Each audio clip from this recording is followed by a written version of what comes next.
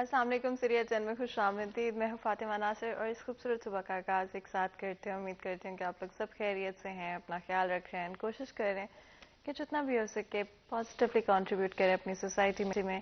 ہمیشہ اپنے آپ کو امپروو کرتے رہیں, بہتر کرتے رہیں. یہ مت سوچیں کوئی اور کیا کر رہا ہے, کسی اور نے کس طرح سے کیا کسی چیز کو. ہمیشہ اپنے بارے میں سوچیں, اپنے آپ کو انالائز کریں. ہم دوسروں کو کچھ نہیں کہہ سکتے جب تک ہم خود کو بہتر نہیں کر لیتے. آگے بڑھتے ہیں. ایک دن ایک نیکی میں مفتی احمد علی ہمارے ساتھ موجود ہوں گے, چلتے ہیں ان کی طرف.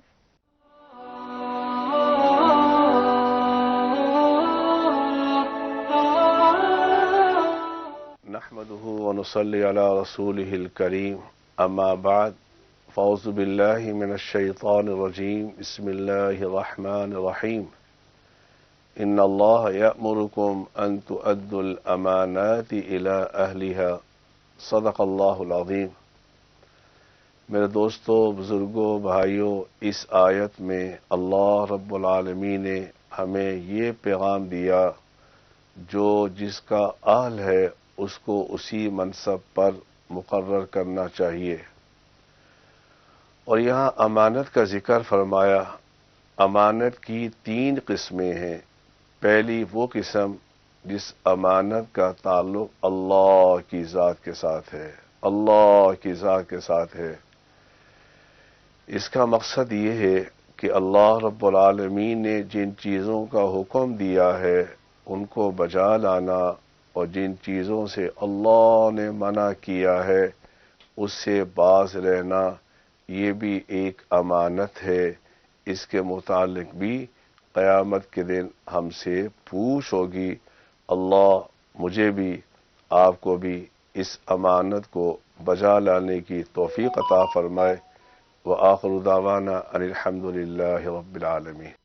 اسی پیغام کے ساتھ آج کے دن کا اور پروگرام کا آغاز کرتے ہیں. اینڈ ہمیشہ اپنی زندگی میں کچھ نہ کچھ اچھا کرتے رہیں. چھوٹے چھوٹے ایکٹس آف کائنڈنس اگر آپ دوسروں کے لیے کرتے ہیں تو اس سے نہ صرف ثواب ملتا ہے, کسی اور کا دن اچھا ہو جاتا ہے, کوئی اور جب اچھا محسوس کرتا ہے تو صرف اس کو دیکھ کر کئی دفعہ آپ خود کم اسٹریسڈ ہو جاتے ہیں. اور ہو سکتا ہے کہ آپ اگر 5 منٹ کسی کی بات سن لیں بیٹھ کر, جتنے بھی مصروف ہوں, جتنے بھی اسٹریسڈ آؤٹ ہوں, جتنا بھی کم وقت ہو آپ کے پاس, تو ہو سکتا ہے کسی اور کے لیے وہ بہت بڑی چیز ہو. تو ہمیشہ چھوٹی چھوٹی چیزیں ایک دوسرے کے لیے کرتے رہنا چاہیے, اور ہم نہیں جانتے کسی اور کے لیے کتنا زیادہ معنی رکھ سکتی ہیں وہ. آگے بڑھتے ہیں, اپنے نیکسٹ سیگمنٹ کی طرف چلتے ہیں. Today's weather.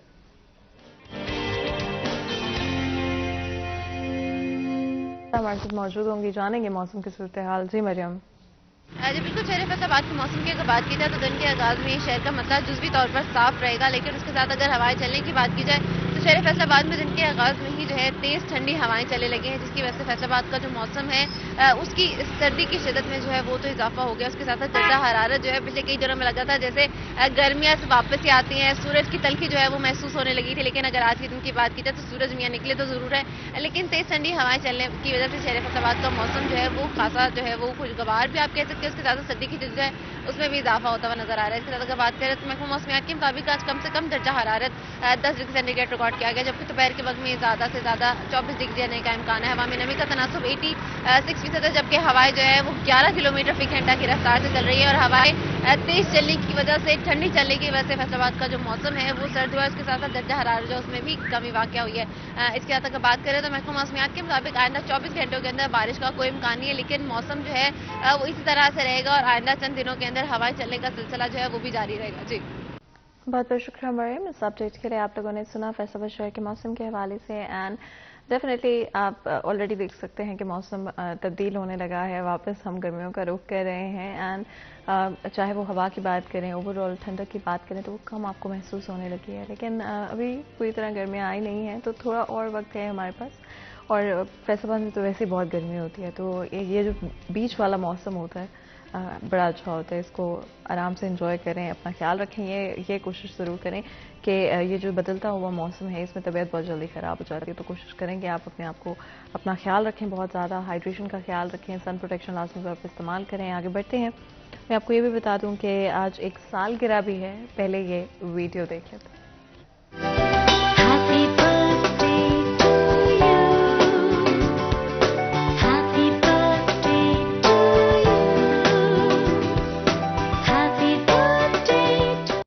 جی حور العین آپ کو بہت بہت سالگرہ مبارک ہو. اللہ تعالیٰ آپ کی زندگی میں ڈھیر و ڈھیر خوشیاں لے کر آئیں اور غم کے سائے کبھی آپ کے آس پاس بھی نہ آئے. اگر آپ بھی چاہتے ہیں کہ ہم آپ کی سیلیبریشن کا حصہ بنیں, آپ کی ہر خوشی کا حصہ بنیں, تو 30 سیکنڈ کی ویڈیو بنائیں اور ہمیں سینڈ کریں تاکہ ہم آپ کی ہر خوشی میں شامل ہو سکیں. آگے بڑھیں گے, اپنے آج کے موضوع کی طرف چلیں گے. آپ لوگ جانتے ہیں کہ چاہے وہ ہم فیصل آباد شہر کی بات کریں یا پاکستان کی بات کریں, اس وقت مہنگائی کی صورتحال بہت اسٹریسفل ہیں اور ہر شخص کے لیے انفلیشن کے ساتھ ڈیل کرنا مشکل ہو گیا. وہ چاہے ہم فوڈ آئٹمس کی بات کرتے ہیں, ڈیلی نیسیسٹیز کی بات کرتے ہیں, پیٹرول کی بات کرتے ہیں, الیکٹرسٹی کی بات کرتے ہیں, ہر سائٹ پہ آپ کو انفلیشن نظر آ رہی ہے. یہ یہاں پر ختم نہیں ہو جائے گی.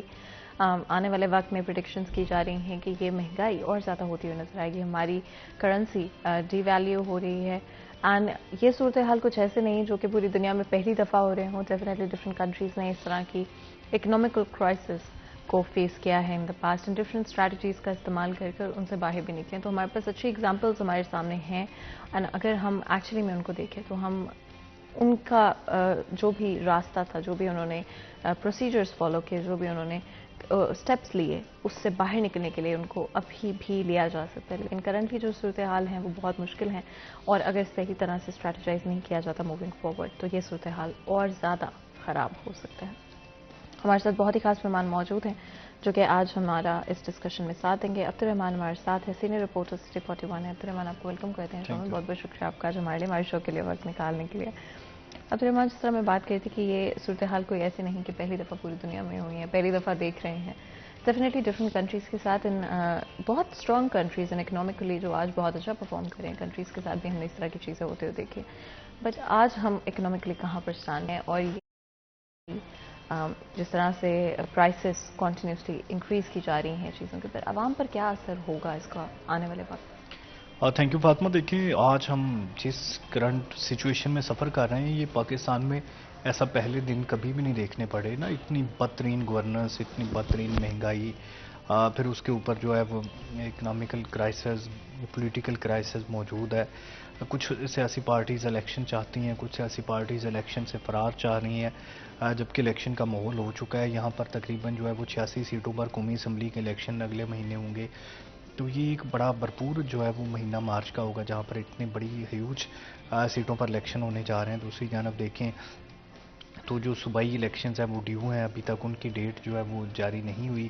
KPK میں ہوں گے, پنجاب میں ہوں گے, کب تک ہوں گے یہ گورننس تاریخیں دینے سے گریزاں ہے.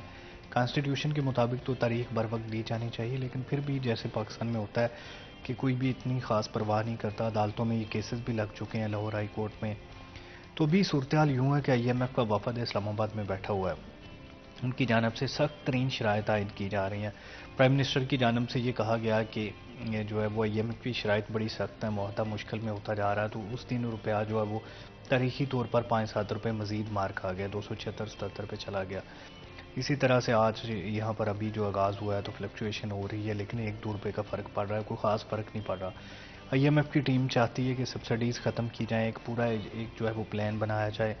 جو لیڈ کو سبسڈیز دی جاتی ہیں جس کا بڑا چرچا ہوتا ہے کہ یہاں پر جو امیر لوگ ہیں ان کو اربوں ڈالرز کی سبسڈی دے دی جاتی ہے, اس کا فائدہ عام لوگوں کو نہیں پہنچ پاتا. یوٹیلیٹی سٹورز بنائے ہوئے ہیں, ان کی سبسڈی بھی راستے میں ہی جو ہے وہ بندے کھاکو جاتے ہیں, عام لوگوں تک جو ہے وہ اس کے اثرات پوری طرح سے نہیں پہنچ پاتے. تو یہ بڑے مسئلے ہیں. پھر جو ڈیولپمنٹ سکیمز ہیں ان پر بہت زیادہ فنڈ جو ہے وہ کٹوتیاں کی جا رہی ہیں IMF کی جانب سے. تو اگر IMF کی مان کر جو ٹیکسز بڑھائے جاتے ہیں پیٹرولیم مصنوعات جیسے یہاں پر 300 تک پہنچنے والی ہیں, اس میں یہ بات بڑی اہم ہے کہ آئل ڈیلرز کی جانب سے جو ہے وہ کہا جا رہا ہے کہ اگر پیٹرولیم مصنوعات کی قیمتیں 300 تک نہ گئیں تو یہ جو کرائسس ہے وہ پھر پیدا ہو جائے گا, کیونکہ ابھی جو ڈالرز ہے وہ فلکچویٹ کر رہا ہے, LCs اوپن نہیں ہو رہی, 270-75 تک ہو چکا ہے. تو اس صورتحال میں اگر 300 سے نیچے ہوگا تو کمپنیز کو منافع نہیں ہوگا, اور جو پرائیویٹ OMCs ہے وہ اپنے جو پیٹرولیم مصنوعات ہے اس کو شارٹ کر دیں گی, صرف PSO جو ہے وہ دینا شروع کرے گی کیونکہ اس کی مجبوری ہے. اسی طرح سے جو LCs اوپن نہ ہونے کی وجہ سے جتنی بھی زرعی ادویات یا زہر ہے وہ بھی یہاں پر نہیں ایڈ اپ ہو رہے, کھادیں نہیں آ پا رہی. تو یہ سارے ایشوز بنے ہوئے ہیں صورتحال میں کہ جہاں پر اگر ہم LCs اوپن کرتے ہیں بھرپور طاقت کے ساتھ تو ہمارے پاس ڈالرز نہیں ہوں گے, وہ 3 ارب ڈالر کے قریب ہیں, وہ سارے 1 مہینے میں ختم ہو جائیں گے. لیکن اگر LCs نہیں اوپن کرتے تو یہاں پر جو گروتھ ریٹ ہے وہ بڑا مار کھا رہا ہے. تو ہر صورتحال میں جو ہے وہ حکومت پھنسی پڑی ہوئی ہے کہ کہیں سے کوئی بھی جو ہے وہ سہارا نہیں آ رہا. دوسری جانب عمران خان ہے وہ احتجاج پہ تلے ہوئے ہیں, جیل بھرو تحریک چل رہی ہے. دوسری جانب شیخ رشید کی گرفتاری ہوئی ہے, ابھی فواد چوہدری کی ضمانت ہوئی ہے. تو اس طرح سے ایک لمبی لائن لگی ہوئی ہے جو اپوزیشن جماعتیں ہیں ان کی گرفتاریوں کی یا ان کے احتجاجوں کی. اچھا عبد الرحمان یہ ضرور بتائے گا کیا ان گرفتاریوں کے پیچھے کوئی اسپیسیفک اسٹریٹجی ہے اپوزیشن پارٹیز کی, یا کیا ایجنڈا ہے ان کے پیچھے؟ فاطمہ دیکھیے, پاکستان بننے کے بعد سے ہی سیاسی گرفتاریاں تو شروع ہو گئی تھیں. ایوب خان نے کی, ضیاء نے, یحییٰ نے, بھٹو نے, نواز شریف نے, بے نظیر نے. اس کے بعد جو ہے وہ عمران خان نے بہت زیادہ گرفتاریاں کی 18 سے 22 کے درمیان. تو یہ مکافاتی عمل بھی ہے, اور جو طاقت میں آ جاتا ہے وہ خود کو جو ہے وہ اصل میں حکمران سمجھتا ہے کہ وہ شاید کبھی بھی یہاں سے نہ ہٹے. دیکھیں یہ ابھی 22 میں آئے ہیں, 10 مہینے ہوئے ہیں, تو 10 مہینوں میں انہوں نے دیکھ لیں گرفتاریوں کی لمبی لائن لگا دی. عمران خان کو گرفتار کرنا چاہتے ہیں. بیسیکلی پرپز تو یہ ہے کہ پی ٹی اے کو کسی طرح سے ڈیمیج کیا جائے, نقصان پہنچایا جائے. جو وہ احتجاج کر رہے ہیں, الیکشن کی ڈیمانڈ کر رہے ہیں, وہ ان کی پوری نہ ہو. دوسری جانب پی ٹی اے کی یہ اسکیم ہے کہ یہاں پر احتجاج جاری رکھا جائے, الیکشن کسی نہ کسی طرح سے کروا دیے جائیں تاکہ ان کو حکومت مل سکے. ان کا پچھلے 10 ماہ سے واحد ایجنڈا ہی یہی ہے کہ الیکشن ہو اور وہ حکومت میں آ سکیں. عمران خان نے اس کے لیے احتجاج بھی کیا, اس کے لیے ٹانگ پہ گولی بھی کھائی, اس کے لیے اور طرح کے جو اقدامات ہیں جو ہو سکتا تھا وہ کیا. عدالتوں کا رخ کیا, پنجاب اسمبلی کے پی کے اسمبلی سے اپنی حکومت فارغ کی. تو وہ تو سمجھ لیں کہ اپنا سارا اسٹیک داؤ پہ لگائے ہوئے ہیں صرف اس وجہ سے کہ کسی نہ کسی طریقے سے انہیں واپس حکومت مل جائے جو کہ ان کے پاس سے چھین لی گئی ہے. دوسری جانب جو حکومت ہے وہ چاہتی ہے کہ جو انہوں نے مشکل فیصلے کیے ہیں 10 مہینوں میں, جس میں انہوں نے پیٹرولیم مصنوعات کی قیمتیں بڑھائیں, ملک میں جو مہنگائی کی شرح ہے وہ 12% سے آج 30% پہ چلی گئی ہے, تو وہ چاہتے ہیں کہ ابھی ان کو ووٹ کوئی نہیں دے گا اگر الیکشن ہوتے ہیں. اچھا عبد الرحمان, آپ نے کہا مشکل فیصلے کیے, ان فیصلوں کو کرنے کے پیچھے اگین دے نیو کہ ایونچولی الیکشنز ہوں گے, کیا اس کو لانگ ٹرم پلاننگ کیے بغیر ان فیصلوں کو لیا گیا؟ فاطمہ دیکھیں, پاکستان میں لانگ ٹرم پلاننگ تو نہیں کی جاتی. یہاں پر ہمیشہ شارٹ ٹرم پلاننگ کی جاتی ہے کہ فی الفور کوئی بھی کام جو ہے وہ ہو جائے. تو یہ ہمارے ہاں ایک بڑا مسئلہ بھی ہے, ایشو بھی ہے کہ لمبا سوچتے نہیں ہیں. جب یہ حکومت میں آئے تب یہ سوچا گیا کہ کسی طرح سے عمران خان جو دشمن نمبر 1 ہے اس سے نجات لے لی جائے. اس سے نجات حاصل کرنے کے لیے پی ڈی ایم نے ایک جو ہے وہ موو لانچ کی عدم اعتماد کی, کامیاب ہو گئے. پلان تھا کہ یہاں پر آتے ساتھ ہی الیکشن میں چلے جائیں گے, لیکن جب حکومت میں آ گئے ہیں تو پھر آپ کو پتہ ہی ہے کہ کوئی بھی حکومت چھوڑنا نہیں چاہتا. پھر وہ انہوں نے کہا کہ یہ بجٹ دے کے جاتے ہیں, بجٹ دے دیا, مہنگائی ہو گئی, پھر انہیں نظر آیا کہ ابھی الیکشن ہوا گا تو وہ مار بڑی پڑے گی پبلک سے, تو وہ بس پھر وہ چمٹے ہوئے ہیں. ابھی جو حکومت وہ چھوڑ دیتے ہیں تو پھر وہ ان کے پاس سے کچھ نہیں ہٹے گا. وہ کمبل ان کو ایسا وہ چپکا ہوا کہ وہ نہ چھوڑ سکتے ہیں نہ آگے جا سکتے ہیں. اچھا, یہی دا موسٹ انٹرسٹنگ تھنگ کہ آپ ایک دفعہ حکومت میں آ جائیں تو آپ چھوڑنا نہیں چاہتے. تو عبد الرحمان کتنا عرصہ یہ آن گوئنگ رہے گا؟ اکنامک صورتحال تو تبدیل ہوتے ہوئے نہیں نظر آ رہی. دیکھیں ابھی فیبرری ہے تو 14 اگست تک تو ان کی حکومت ہے قانونی طور پر, آئینی طور پر نا, اس سے پہلے تو نہیں ہٹایا جا سکتا. تو یہ دیکھیں پھر مطلب 7-6 مہینے تو ہے ہی ہیں نا ان کے پاس. ابھی بجٹ دیں گے اچھا سا اگر تب تک حالات کچھ بہتر ہوئے. دیکھیں ابھی پیٹرولیم مصنوعات کی قیمتیں ریکارڈ دنیا میں نیچے آ گئی ہیں. آج $76 پہ بیرل کھڑا ہے, تب جو ہے وہ عمران خان کے دور میں $120 پہ تھا. تو لوگ جب کمپیریزن کرتے ہیں تو وہ کسی بھی طرح سے پی ڈی ایم جو ہے وہ اس کمپیریزن پر پورا نہیں اتر رہی ہے. کسی بھی شعبے میں کمپیریزن کیا جائے, دیکھیں ابھی آپ خود بتا دیں پاکستان میں کوئی ایک شعبہ ہو جو چل رہا ہو, ہر شعبے میں مہنگائی ہے, ہر شعبے میں تباہی پھری ہوئی ہے. ابھی جو اگر بجلی کے بلز تھوڑے کم آئے تھے سردی میں تو گیس کے بل زیادہ آ گئے. واسا نے اپنا بل اور ڈبل کر دیا, یعنی کہ پہلے جتنا آتا تھا وہ اس سے ڈبل کر دیا. گیس کئی گنا جو ہے وہ بڑھ گئی ہے. تو اس صورتحال میں دیکھیں لوگوں کے پاس بلز دینے کے پیسے نہیں ہیں, لوگوں کے پاس 2 وقت کی روٹی کھانے کے پیسے نہیں ہیں. ابھی نگران پنجاب حکومت لوگوں کو آٹا دے رہی ہے سستے داموں. اس سے پہلے تو جو وہ آٹے کے لالے پڑے ہوئے تھے جب پرویز لائی یہاں پر سی ایم تھے, آٹے کے لیے اتنی لمبی قطاریں تھیں. تو یہ دیکھیں کہ اب حالات کیا ہونے جا رہے ہیں اس میں کہ لوگوں کے پاس روزگار ختم ہو گیا. 7 ملین لوگ بے روزگار ہوئے ہیں اس 10 ماہ میں, جو اسپیشلی ٹیکسٹائل سے ریلیٹڈ تھے. پھر جتنی کنسٹرکشن ہو رہی تھی پچھلے 3-4 سال میں بڑی ریکارڈ کنسٹرکشن ہوئی ہے, تو ابھی دیکھ لیں کہاں پہ کھڑی ہے. کوئی گلی محلہ کہیں پر کوئی کنسٹرکشن نہیں ہو رہی, خالی پڑا ہوا سارا. تو ایک طرح سے پچھلے 8-10 ماہ سے بدترین کرائسس کا ہم شکار ہیں، جس میں گروتھ ریٹ جو ہے وہ مائنس تک چلا گیا ہوا ہے، بمشکل 1 سے 2% تک جون تک جائے گا. تو یہ صورتحال بنی ہوئی ہے. کوئی شعبہ، پراپرٹی، ٹیکسٹائل، مطلب جتنے ٹریڈرز ہیں، کچھ بھی کوئی ایسا نہیں ہے جو چل رہا ہو. ہوٹلنگ، سارے بندے جو ہے وہ باج مات ہو کر رو رہے ہیں، باج مات ہو کر حکومت کے تنقید کا نشانہ بنا رہے ہیں. جب بھی کہیں بھی کوئی ضمنی انتخاب ہوتا ہے تو اس میں جو ہے وہ حکومت کی اسی طرح سے کڑاکے نکال دیتی ہے پبلک نا. یہ صورتحال بنی ہوئی ہے. ابھی مریم جلسے کر رہی ہے تو جلسوں میں بھی اس طرح سے لوگوں کا فیڈ بیک نہیں آ رہا، پبلک نہیں آ رہی. مریم نواز کو پارٹی کے اندر ریزسٹنس کا سامنا ہے. شاہد خاقان عباسی نے استعفیٰ دے دیا جو سابق وزیر اعظم رہے ہیں. مفتاح اسماعیل روز نئی تقریریں کر رہے ہیں حکومت کے خلاف کہ اب دیکھ لیں مجھے نکالا تو اسحاق ڈار کو کیا آپ نے اس سے کیا حاصل کر لیا.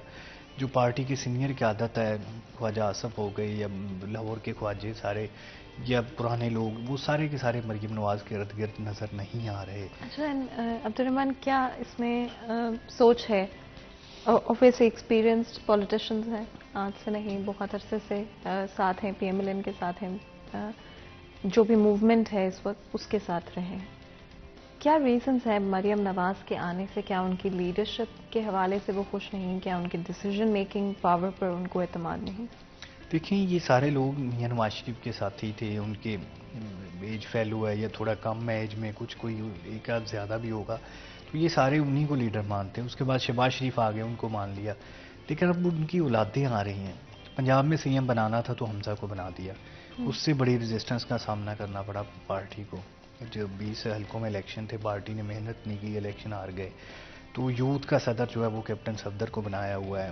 مریم کو اب آگے کر دیا آنے والے الیکشنز میں امیدوار وزیر اعلیٰ یا وزیر اعظم کے لیے. تو لوگوں میں اب ریزسٹنس ہے. دیکھیں، پرانے لوگ شاہد خاقان عباسی اب وزیر اعظم بھی رہ چکے ہیں، وزیر بھی رہ چکے ہیں.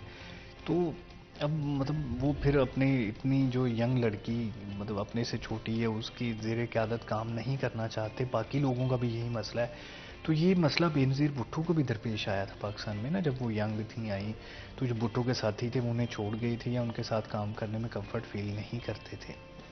یہ مسئلہ ہمیشہ رہتا ہے کیونکہ ایک تو ایج کا مسئلہ ہوتا ہے، دوسرے نمبر پر وہ سمجھتے ہیں کہ ہمارے سامنے یہ لوگ بڑے ہوئے ہیں. اسی طرح سے پیپلز پارٹی کے اندر اعتزاز احسن وغیرہ جو ہے وہ بلاول کی قیادت کو اس طرح سے تسلیم نہیں کرتے. تو دیکھیں، زمانہ بڑا تبدیل ہو گیا ہے. پہلے نیوز پیپرز میں اس طرح سے باتیں سامنے نہیں آتی تھیں، اب ٹی وی میں کھل کھلا کے آ جاتی ہیں سامنے. جب آپ اصولوں کی بات کرتے ہیں تو پھر آپ کو ینگسٹر لیڈرز ہیں اس پر جب اینکرز شوشہ چھوڑ دیتے ہیں تو پھر بڑا مشکل ہو جاتا ہے. شاہد خاقان عباسی کئی بار کہہ چکے ہیں کہ وہ لیڈر ان کے نواز شریف ہیں، ان کے علاوہ وہ کام نہیں کر سکتے. جو چوری نثار ہے وہ بھی اسی وجہ سے چھوڑ گئے ہیں. تو یہ کئی لوگوں میں جو ہے وہ اس طرح سے لاوا پک رہا ہوتا ہے تو اسی بہانے وہ نکل جاتا ہے. پھر correct me if I am wrong Abdur Rahman, لیکن ہمارے ملک میں ہمیشہ politics has to do with people and کہ ایک شخص یا شخصیت کے اوپر پالیٹکس بیسڈ ہے. بٹ کیا یہ ایک نظریے پہ، ایک آئیڈیالوجی پہ، ویلیوز پہ بیس نہیں ہونی چاہیے؟ دیکھیے، آپ کی بات بڑی درست ہے. ترقی یافتہ ممالک میں نظریات پر ہی ہوتی ہے، لیکن پاکستان میں انفارچونیٹلی شخصیات پر ہے. بلکہ یہ بنگلہ دیش، انڈیا، یہ ہمارے پورے خطے کا عمومی مزاج ہے. یا مسلم ممالک کا بھی مزاج ہے کہ وہاں پر شخصیات پہ جو ہے وہ پولیٹکس کی جاتی ہے. بادشاہ یہاں پر ہوتے تھے تو بادشاہ کا بچہ چاہے وہ 10 سال کا تھا اس کو تخت دے دیا جاتا تھا. تو یہ تو ہمارے یہاں چلتا رہا ہے. یہی صورتحال سیاسی جماعتوں میں ہے کہ وہاں پر جو ہے وہ دیکھیں، تمام سیاسی جماعتیں جمہوریت کی بات کرتی ہیں لیکن جماعتوں کے سٹرکچر میں بدترین ڈکٹیٹرشپ ہے. جب وہ حکومت میں آ جاتی ہیں تو وہ بدترین ڈکٹیٹر کا روپ دھار لیتی ہیں. لیکن دوسری جانب دیکھیں، جنرل پرویز مشرف، کل ان کی ڈیتھ ہو گئی ہے 5 فروری کو. تو ڈکٹیٹر تھے، مارشل لا لگایا، لیکن لوکل باڈیز کو پاکستان کی تاریخ میں سب سے مضبوط کیا. لوگوں کے معاملات ان کے گلی محلوں میں حل ہوئے. ایک اسمبلی میں 23 لوگوں کی ٹیم ایک یو سی میں بنائی ہوئی تھی. لوگوں کی پہنچ میں ان کے کونسلر ناظم تھے.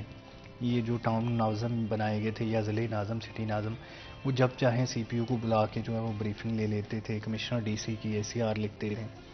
بیوروکریسی کو پرویز مشرف کے دور میں لگام ڈالی گئی بلدیاتی نمائندگان کے ذریعے. سب سے اچھا دور پبلک کے حوالے سے جب لوگوں کے مسائل گراس روٹ لیول تک حل ہوئے تو وہ دور میں ہوئے.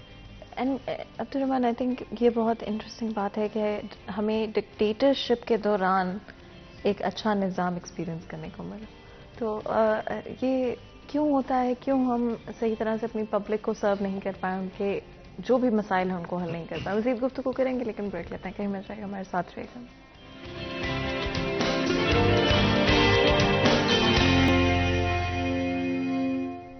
Welcome back. سریہ چند میں ایک دفعہ پھر آپ کو خوش آمدید کہتے ہیں. بریک میں شام سے پہلے گفتگو جاری تھی، بات کر رہے ہیں ہمارے ملک کے اکنامک صورتحال کے حوالے سے ڈفرینٹ ایسپیکٹس، کس طرح سے عوام پر امپیکٹ ہوتا ہے، کیا ڈیسیژنس صحیح تھے اینڈ کیا ڈیسیژنس غلط تھے. And a lot of the Times آپ ایک پیٹرن دیکھیں گے جہاں پر عوام کے مسائل کو پرائیورٹائز نہیں کیا جاتا، and bad decision making, bad policies mostly قصوروار ہیں آج کی صورتحال کے. عبدالرحمان، بالکل بریک میں جانے سے پہلے ڈکٹیٹرشپ کی بات کر رہے تھے. کیوں اس طرح سے ہوتا ہے کہ ہمیں ڈکٹیٹرشپ کا انتظار کرنا پڑتا ہے، ہمیں ملٹری رول کا انتظار کرنا پڑتا ہے عوام کا فائدہ ہونے کے لیے؟ And that is the only point جہاں پر عوام کے لیے کوئی فیصلہ لیا جاتا ہے یا عوام کی بہتری کے لیے، گراؤنڈ ریالٹیز کو بہتر کرنے کے لیے کوئی فیصلہ لیا جاتا ہے. دیکھیے، ایوب خان سے پہلے جب یہاں پر الیکشن نہیں ہو پا رہے تھے، حکومتیں بدل رہی تھیں، وزیر اعظم اتنے زیادہ بدل رہے تھے، تو لوگوں کی مایوسی بھی بڑھ رہی تھی، مہنگائی بھی بڑھ رہی تھی. نیا ملک بنا تھا، ایوب خان نے یہاں پر مارشاء اللہ لگایا، بہت برا کیا، جمہوریت کمزور ہوئی. لیکن اس کے بدلے جو ہے وہ بیسک جمہوریت کا تعارف کروایا گیا. بی ڈی ممبرز انٹروڈیوس ہوئے، وہ پریزیڈنٹ کا جو ہے وہ چناؤ کرتے تھے. 70 میں الیکشن کروائے جنرل یحییٰ نے 1 مین 1 ووٹ پہ. تو وہ پہلے الیکشن تھے جہاں پر پاکستان پیپلز پارٹی اقتدار میں آئی اور ملک بھی ٹوٹا. اس کے بعد جو جنرل ضیاء آئے، انہوں نے بلدیاتی الیکشنز متعارف کروائے. پھر اس کے بعد جو ہے وہ ضیاء کے بعد اگلے 11 سال جو ہے وہ حکومتیں پھر دوبارہ سے تبدیل ہوتی رہیں. پھر پرویز مشرف نے، جیسے کہ میں نے کہا، کہ بلدیاتی الیکشنز کروائے، تو گراس روٹ لیول تک لوگوں کو پاورز دیں. تو یہ جمہوری لوگ کیوں نہیں کر سکتے نا؟ 2008 میں پرویز مشرف کا اقتدار ختم ہو گیا، 8 سے لے کے 15 تک جو ہے وہ الیکشن نہیں کروائے گئے، بلدیاتی الیکشن. پنجاب میں شہباز شریف کی حکومت تھی. عدالت نے جب مجبور کیا 2015 میں انتخابات کروائے، 7 سال کے بعد. آئینی طور پر الیکشن جب پچھلے ادارے ختم ہو جاتے ہیں تو 3 مہینوں میں کروانا لازم ہوتے ہیں.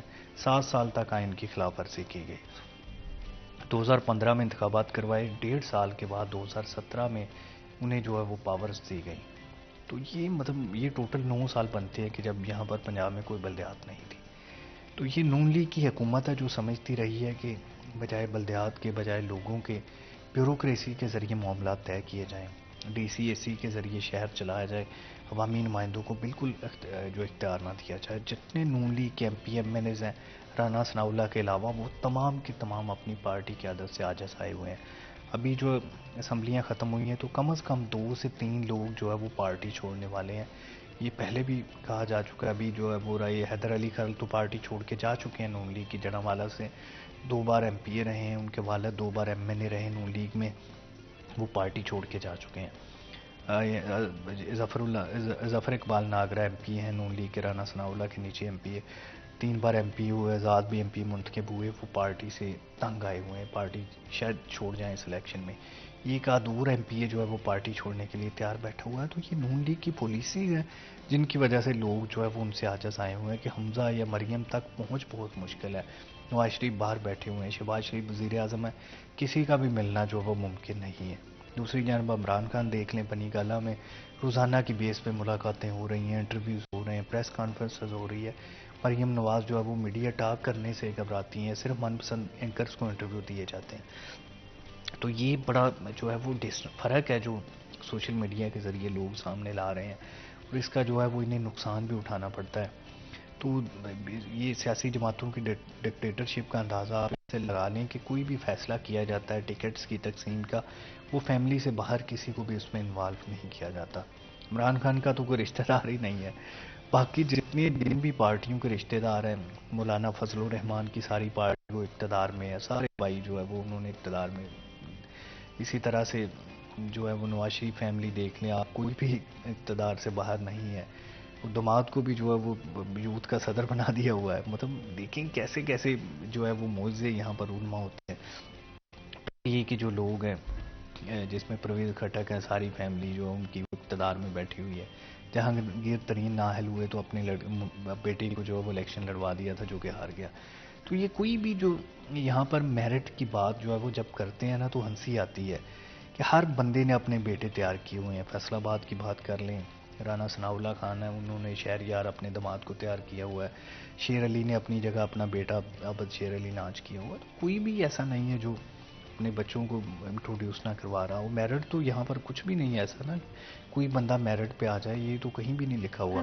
جس طرح عبد الرحمان آپ بات کرتے ہیں media and representation, and of course that's very important. چاہے آپ عمران خان کی اسٹریٹجی دیکھ لیں یا پی ٹی آئی کی اسٹریٹجی دیکھ لیں، جو کہ سوشل میڈیا، پریس کانفرنسز، عوام کے ساتھ جتنا ہو سکے، کیو این ایز، ڈفرینٹ آپ ٹیکنیکس استعمال کر رہے ہیں. بٹ دین اگین وہیں پر آپ کو پی ایم ایل این کی طرف سے تھوڑی کم اس ڈائریکشن میں آپ کو کام یا ایفرٹ نظر آتا ہے. بلاول بھٹو پیپلز پارٹی وہ کس طرح پرفارم کر رہے ہیں، کہاں پہ اسٹینڈ کرتے ہیں عوام کے ساتھ، اپنا ایک جو فلو آف کنورسیشن ہے اس کو قائم رکھنے میں اور اپنی ریپرزنٹیشن کو قائم رکھنے میں؟ دیکھیے جب سے یہ حکومت آئی ہے پی ڈی ایم کی قیادت میں، نون لیگ کی تو لوگ ایسی تیسی پھیر رہے ہیں. ایک واحد سوچ میں جو جس کا کریٹ ہوا ہے وہ بلاول بھٹو ہے. بطور وزیر خارجہ لوگ ان کی صلاحیتوں کے معترف ہو رہے ہیں، تعریف کر رہے ہیں. حکومت میں اگر کسی وزیر کی تعریف ہوتی ہے میڈیا میں یا لوگوں میں تو وہ بلاول بھٹو ہیں، جنہوں نے پاکستان کے جتنے بھی دوست ممالک تھے ان کے ساتھ ملاقاتیں کی، ان کو وزٹ کروائے. ابھی رشیا بھی گئے ہوئے تھے، وہاں پر تیل کے کانٹریکٹس ہوئے. امریکہ بھی گئے ہوئے تھے، آئی ایم ایف کے ساتھ ڈیل میں بھی ان کا کردار رہا ہے. G S P plus Peoples Party کے دور میں ملا تھا، اس کو دوبارہ سے بچایا گیا یورپی یونین کے ساتھ میٹنگز کا انعقاد کر کے.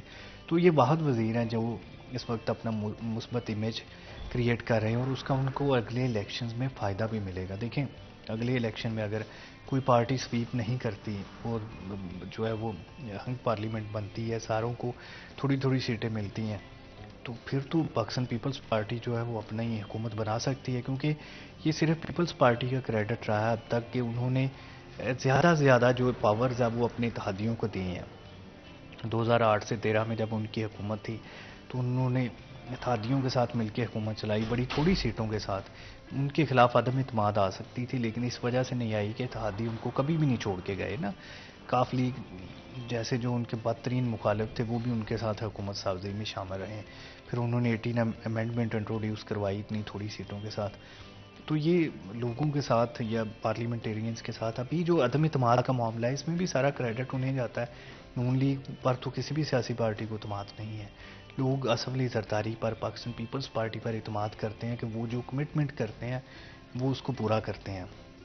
تو یہ انہوں نے بڑا سافٹ امیج کریٹ کیا، لیکن ان کو بھی یہ ضرورت ہے کہ وہ وزٹس کریں ہر صوبے کے، ہر ضلع کے. دیکھیں کانگریس نے ابھی یہاں پر ان کے لیڈر راہل گاندھی انہوں نے پورے انڈیا میں ایک کمپین چلائی ہے کانگریس کی صدارت چھوڑ کے نا، پیدل واک کی ہے پورے انڈیا میں. تو یہ کئی مہینوں پہ ان کا وزٹ رہا ہے. کشمیر گئے ہیں، ہر ضلع میں گئے ہیں، ہر صوبے میں گئے ہیں، ہر اسٹیٹ میں لوگوں سے ملے ہیں، جائزہ لیا ہے کہ کانگریس کی عدم مقبولیت کی وجہ کیا ہے. تو یہ بلاول بھٹو کے لیے بہت بڑا جو ہے وہ ایک میسج بھی ہوگا. وہ تقلید بھی کر سکتے ہیں کہ پورے پاکستان میں وزٹس کریں، مختلف اضلاع کے دیکھیں کہ پاکستان پیپلز پارٹی کیوں پبلک کے دلوں سے نکلی ہے، عدم مقبولیت کی وجہ کیا ہے، کس طرح سے وہ پنجاب میں واپس جو ہے وہ اپنا کھویا ہوا مقام حاصل کر سکتے ہیں. پھر ان کے لیے مرکز میں حکومت بنانا بھی آسان ہو جائے گا. لیکن صرف سندھ کی بیس پہ جو ہے وہ حکومت نہیں بنائی جا سکتی جب تک پنجاب کو نہیں فتح کیا جائے گا. کیونکہ دیکھیں یہاں سب سے زیادہ سیٹیں ہیں، یہاں کی سیٹیں ایک جانب اور باقی 3 صوبوں کی سیٹیں ایک جانب ہوں تو پھر بھی فیصلہ نہیں ہوتا نا. دیکھیں نواز شریف نے جب بھی کامیابی لی ہے، مرکز میں حکومت بنائی ہے، تو وہ پنجاب نے انہیں سیٹیں دے دی ہیں، وہ مرکز میں حکومت بنا جاتے ہیں. پنجاب کی پارٹی ہے basically. Pakistan Peoples Party federal کی پارٹی ہے، ہر صوبے میں ان کی نشستیں ہوتی ہیں، ہر صوبے میں ان کی تنظیم ہے. تو ان کو یہ ضرور چاہیے کہ وہ لاہور، فیصل آباد، جنوبی پنجاب، ہر ضلع میں جائیں، وہاں پر انٹرویوز دیں، میڈیا سے ملیں، لوگوں سے ملیں، میٹنگز رکھیں، لوگوں کی خوشی غمی میں شرکت کریں. پھر ہی جو ہے وہ آگے جا سکتے ہیں. اور اس سلسلے میں عمران خان نے ایک اچھا جو ہے وہ اپنا امیج جو ہے وہ کریٹ کروایا ہے کہ وہ انٹرویوز بھی دیتے ہیں, ملاقاتیں بھی جاری رکھتے ہیں, کوئی بھی ان سے مل سکتا ہے. جب وہ وزیر اعظم تھے یا جب اب نہیں ہے تو بھی ان سے ملنا اتنا مشکل نہیں ہے جتنا شہباز شریف سے ملنا مشکل ہے, جتنا ان کی پریس کانفرنس, کیونکہ وہ تو کبھی ہوتی نہیں ہے, بہت کم ہوتی ہے. مطلب آپ دی ریکارڈ کبھی کبھار جو وہ بہت کم ملاقاتیں ہوتی ہیں, لوگوں کو اعتماد میں نہیں لیتے.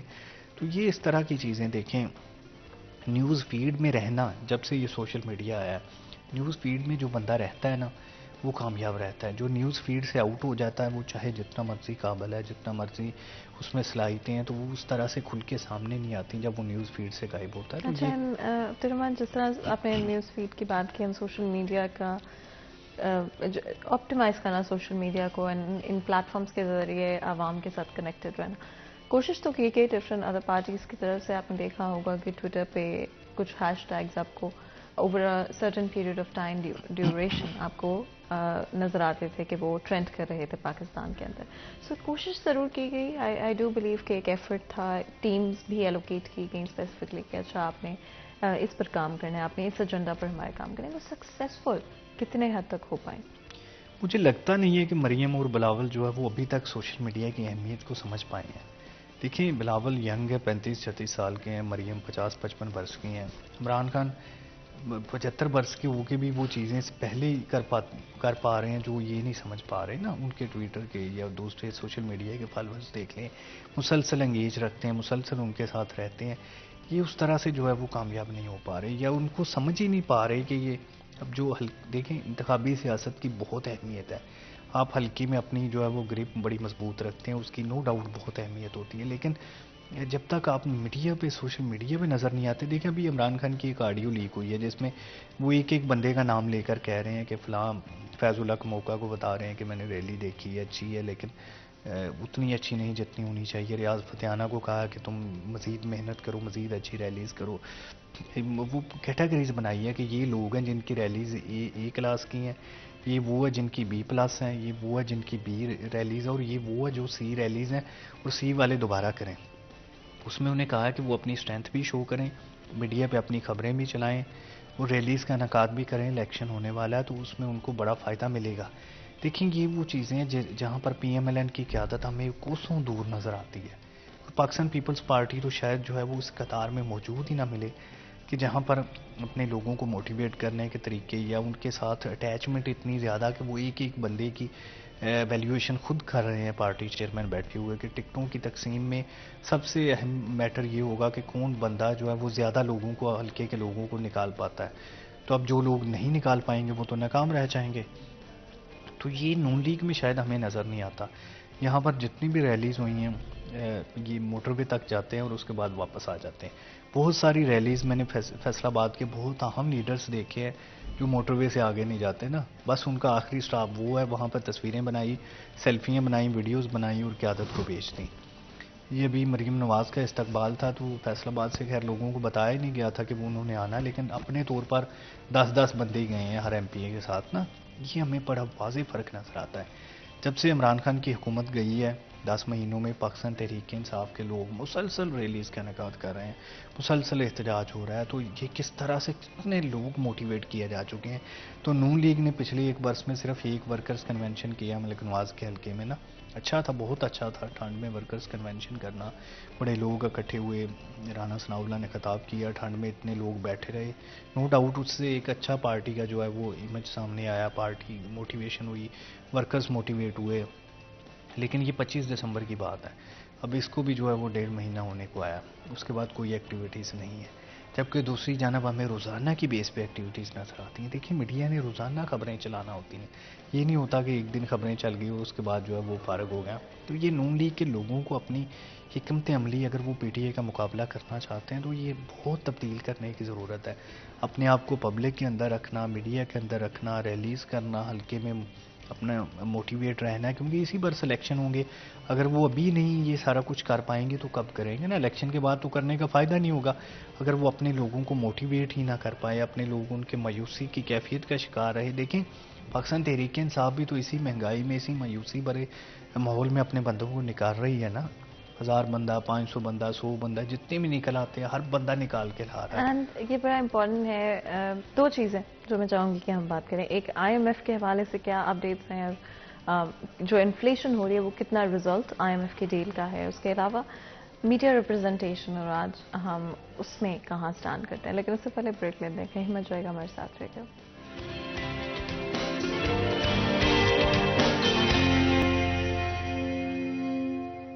Welcome back. سیریس اینڈ میں ایک دفعہ پھر آپ کو خوش آمدید کہتے ہیں. بریک میں جان سے پہلے گفتگو جاری تھی. ہم نے ڈفرینٹ ایسپیکٹس کی بات کی ہماری اکانومی کے, and of course politically different political parties کس طرح کا پرفارم کر رہی ہیں, عوام کے ساتھ کتنا ریلیٹ کر پا رہی ہیں, عوام ان کے ساتھ کتنا ریلیٹ کر پا رہی ہے.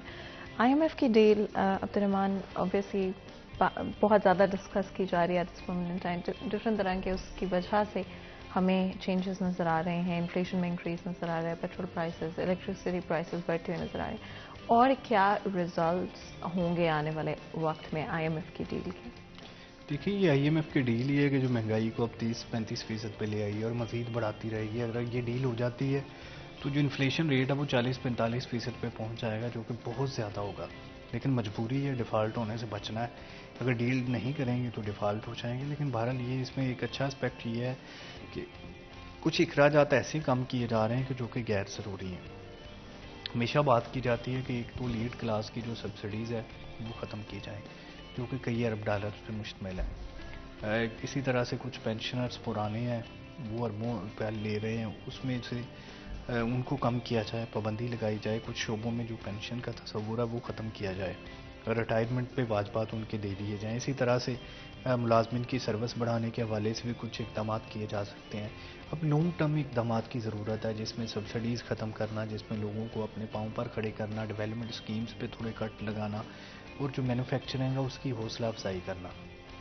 ہمارے ہاں اس سے پہلے یہ کیا جاتا رہا ہے کہ ہم کیونکہ باہر سے امداد پہ پلتے رہے ہیں, باہر سے پیسے آ گئے, مارکیٹ میں رونق لگ گئی, تو یہاں پر جو مقامی مینوفیکچرنگ ہے اس کی حوصلہ افزائی نہیں کبھی بھی کی گئی. یہاں پر جو بھی کوئی چیزیں بناتا ہے اس کی حوصلہ شکنی ہوئی ہے, ایز ٹو ڈوئنگ بزنس نہیں ہے, ٹیکس ٹکا کے لگتے ہیں, تو وہ بندہ مایوس ہو جاتا, پھر وہ باہر سے منگواتا اور بیچ کے سائڈ پہ ہو جاتا. یہ ہمیشہ سے ہمارا جو ہے وہ کام رہا ہے. پچھلی حکومت نے تھوڑا سا ایکسپورٹ پہ فوکس کیا تو جو ایکسپورٹ ہے وہ 30 ارب پلس چلی گئی.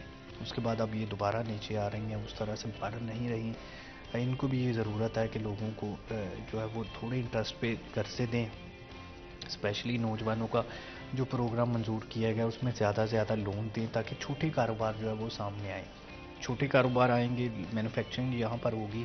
انڈیا کو کاپی کیا جا سکتا ہے جس طرح سے انہوں نے اپنی اکانومی کو سیٹ کیا ہے. 90 میں وہ بھی ڈیفالٹ کے خطرے سے دو چار تھے, پھر انہوں نے اقدامات کیے, سبسڈیز ختم کی, روپیہ جو ہے انڈین روپیہ وہ مارکیٹ کے وہ لے آئے. ان کی جو بینک تھا اس نے اس کو بھی چھوڑ دیا مارکیٹ کے حال پہ IMF کی ڈیمانڈ پر. تو اس کے بعد انڈین روپیہ مضبوط ہی ہوا ہے, وہ کم نہیں ہوا. بنگلہ دیش کی بات کر لیں, کسی بھی ملک کی بات کر لیں, اب ان کے ریزرو بڑھتے ہی ہیں, کم نہیں ہوتے. ہم جو ہے وہ پرانی 40 کی دہائی کی جو معاشی پالیسیز ہیں ان کو لے کے بیٹھے ہوئے ہیں. دیکھیں پچھلے کچھ دنوں میں جو ہے وہ کچھ مفروضے جو یہاں پر قائم تھے کہ شہباز شریف بڑے اچھے حکمران ثابت ہوں گے, گورننس ہوگی, ایڈمنسٹریشن ہوگی, وہ ناکام ہو گئے ہیں. ساکھدار معاشی جادوگر بنے ہوئے تھے, وہ بدترین ناکامی کا انہیں سامنا کرنا پڑا ہے, جس میں اسپیشلی انہوں نے 3 مہینوں تک جو ہے وہ ڈالر پر کیپ لگائی رکھی. تو پھر جب ڈی کیپ کیا گیا تو اس کا نتیجہ ہم نے دیکھ لیا کہ یہاں پر کم از کم ان 3 مہینوں میں 3 سے 5 بلین ڈالر کا نقصان ہوا ہے پاکستان کو. تو یہ تجربات سے گریز کیا جانا چاہیے. دیکھیں اگر آپ کے پاس گنجائش نہیں ہے تو ایسے اقدامات نہ کیے جائیں کہ جس سے بعد میں آپ کو پیچھے ہٹنا پڑے اور پھر اس کا نقصان اٹھانا پڑے. جب آپ کے پاس ریزرو تھوڑے ہیں تو پھر آپ کو ایسا کوئی بھی تجربہ نہیں کرنا چاہیے تھا. اب جن لوگوں نے تجربہ کیا ہے ان کو پکڑنا چاہیے, پوچھنا چاہیے, ہٹانا چاہیے کہ کیوں آپ نے جو ہے وہ ایک پہلے سے سکویز ہوتی اکانومی کو مزید جو ہے وہ تنگ کیا, مزید لوگوں کی مشکلات کا جو ہے وہ صبر کا پیمانہ لبریز کیا, اور پچھلے 3-4 مہینے بڑے مشکل ہوئے. عبدالرحمان اکاؤنٹیبلٹی کتنی امپورٹنٹ ہے یہاں پر؟ جس طرح آپ نے کہا کہ جن لوگوں نے یہ ڈیسیجنز لیے, جن لوگوں نے یہ پالیسیز بنائی, جن لوگوں نے ان پالیسیز کو اپروو کیا, کہاں ہیں وہ لوگ؟ اور اکاؤنٹیبلٹی کیوں نہیں؟ عوام کی سب سے بڑی اکاؤنٹیبلٹی کا مطلب یہ نہیں کہ ایک جو کینسل کلچر ہمارا ہے کہ بھائی اب اس شخص پہ تو ریلائی نہیں کیا جا سکتا. But accountability is more to do with کہ اگر آپ سے ایک غلطی ہوئی تو نہ صرف آپ خود اس غلطی کو ایکسیپٹ کریں اور دوسرے لوگوں کے ساتھ اس کو ڈسکس کریں تاکہ وہی غلطی رپیٹ نہ ہو. And accountability mean something very different, لیکن اکاؤنٹیبلٹی نہیں نظر آتی. بالکل فاطمہ, یہاں پر اکاؤنٹیبلٹی نہ تو انسٹیٹیوشنز میں ہے, نہ پبلک میں ہے, نہ ڈپارٹمنٹس میں, نہ سیاسی جماعتوں میں.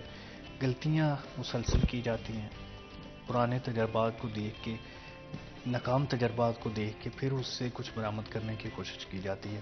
پاپولر ڈیسیجن لیے جاتے ہیں, مستقل مزاجی نہ ان کی پالیسیز میں ہے, لانگ ٹرم پالیسیز بالکل بھی نہیں ہے کس طرح سے چلانا ہے. صرف ڈے ٹو ڈے میٹر چلائے جاتے ہیں, شارٹ ٹرم پالیسیز چلائی جاتی ہیں. اس کا نتیجہ آپ کے سامنے ہے کہ اب شارٹ پالیسیز چلانے کے لیے بھی آپ کے پاس کچھ بھی باقی نہیں رہا. تو یہ لانگ ٹرم پالیسیز ہوتی ہیں کہ آپ نے 10 سال کا پلان کرنا ہوتا ہے کہ چاہے کچھ بھی ہو جائے آپ اس سے پیچھے نہیں ہٹیں گے, چاہے جو بھی سیکریفائس کرنا پڑے. حکومت جاتی ہے تو چاہے پاپولر فیصلہ نہیں کیا جائے گا, ان پاپولر فیصلے کیے جائیں گے, سخت فیصلے کیے جائیں گے, ایسے فیصلے کیے جائیں گے جو کنٹری کو سہارا دیں, پبلک کو سہارا دیں, جو آپ کی انڈسٹری ہے اس کو بیلنس کر کے چلا سکیں. بیل آؤٹ پیکج دیے جاتے ہیں, پوری دنیا میں بیل آؤٹ پیکیجز دیے جاتے ہیں, ہمارے یہاں پر ایسا کوئی بھی رواج نہیں ہے. پولیٹیکل لیڈ اس کو تو قرض دے دیے جاتے ہیں, پھر واپس نہیں لیے جاتے, معاف کر دیے جاتے ہیں. بہت سارے قرض معاف ہو چکے, بے نامی جائیدادیں سامنے آتی ہیں, پھر کچھ لوگ قانون میں ترمیم کرتے ہیں اور وہ سارا کچھ ختم ہو جاتا ہے.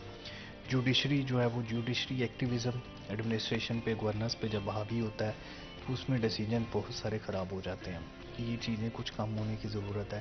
پبلک اکاؤنٹیبلٹی دیکھیں ہونی چاہیے, پولیٹیکل پارٹیز میں اپنی اکاؤنٹیبلٹی ہونی چاہیے.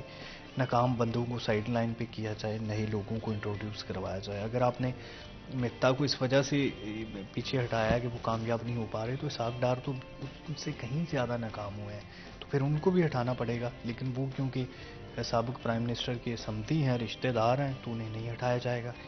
یہ دیکھیں, یہ میرٹ ہے یہاں پر.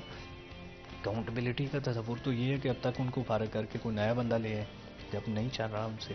اب اگر وہ پرانا 3 مہینے پہلے کی پالیسی چلانا چاہتے ہیں تو پھر 3 مہینے کا کون حساب دے گا نا.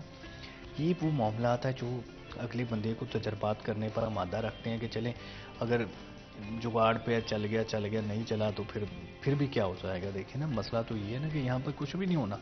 جب بھی حکومت میں ان لیگ کو ملے گی تو وہ اسحاق ڈار کو متعارف کروا دیں گے اور پھر بس کچھ بھی نہیں ہوگا. ایسے معاملات چلتے رہیں گے.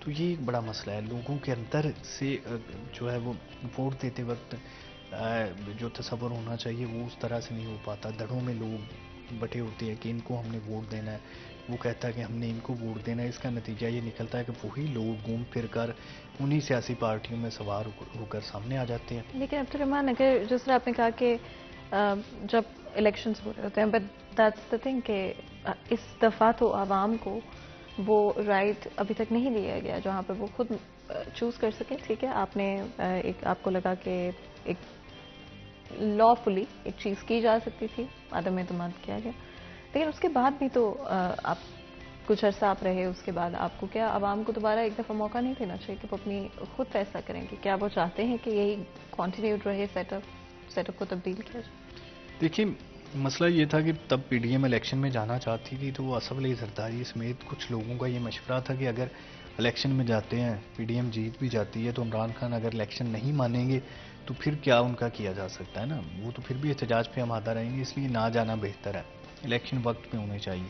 اسمبلی کی اپنی مدت پوری ہونی چاہیے, اس میں تو کوئی دو رائے نہیں ہے. اس سے قبل بھی 3 اسمبلیاں اپنی مدت پوری کر گئی ہیں. یہ چوتھی اسمبلی کو بھی اپنی مدت پوری اگست تک کرنی چاہیے. اسمبلی قبل از وقت ختم نہیں ہونی چاہیے. بہت زیادہ پیسہ انوالو ہوا ہوتا ہے, لیکن نیا مینڈیٹ لینے میں ویسے اتنا حرج بھی نہیں ہونا چاہیے. لیکن چلے, اگر ڈیموکریسی مضبوط کرنے کے لیے یہ پورا ٹائم کرنا چاہتے ہیں تو اس میں کوئی ایشو نہیں ہونا چاہیے.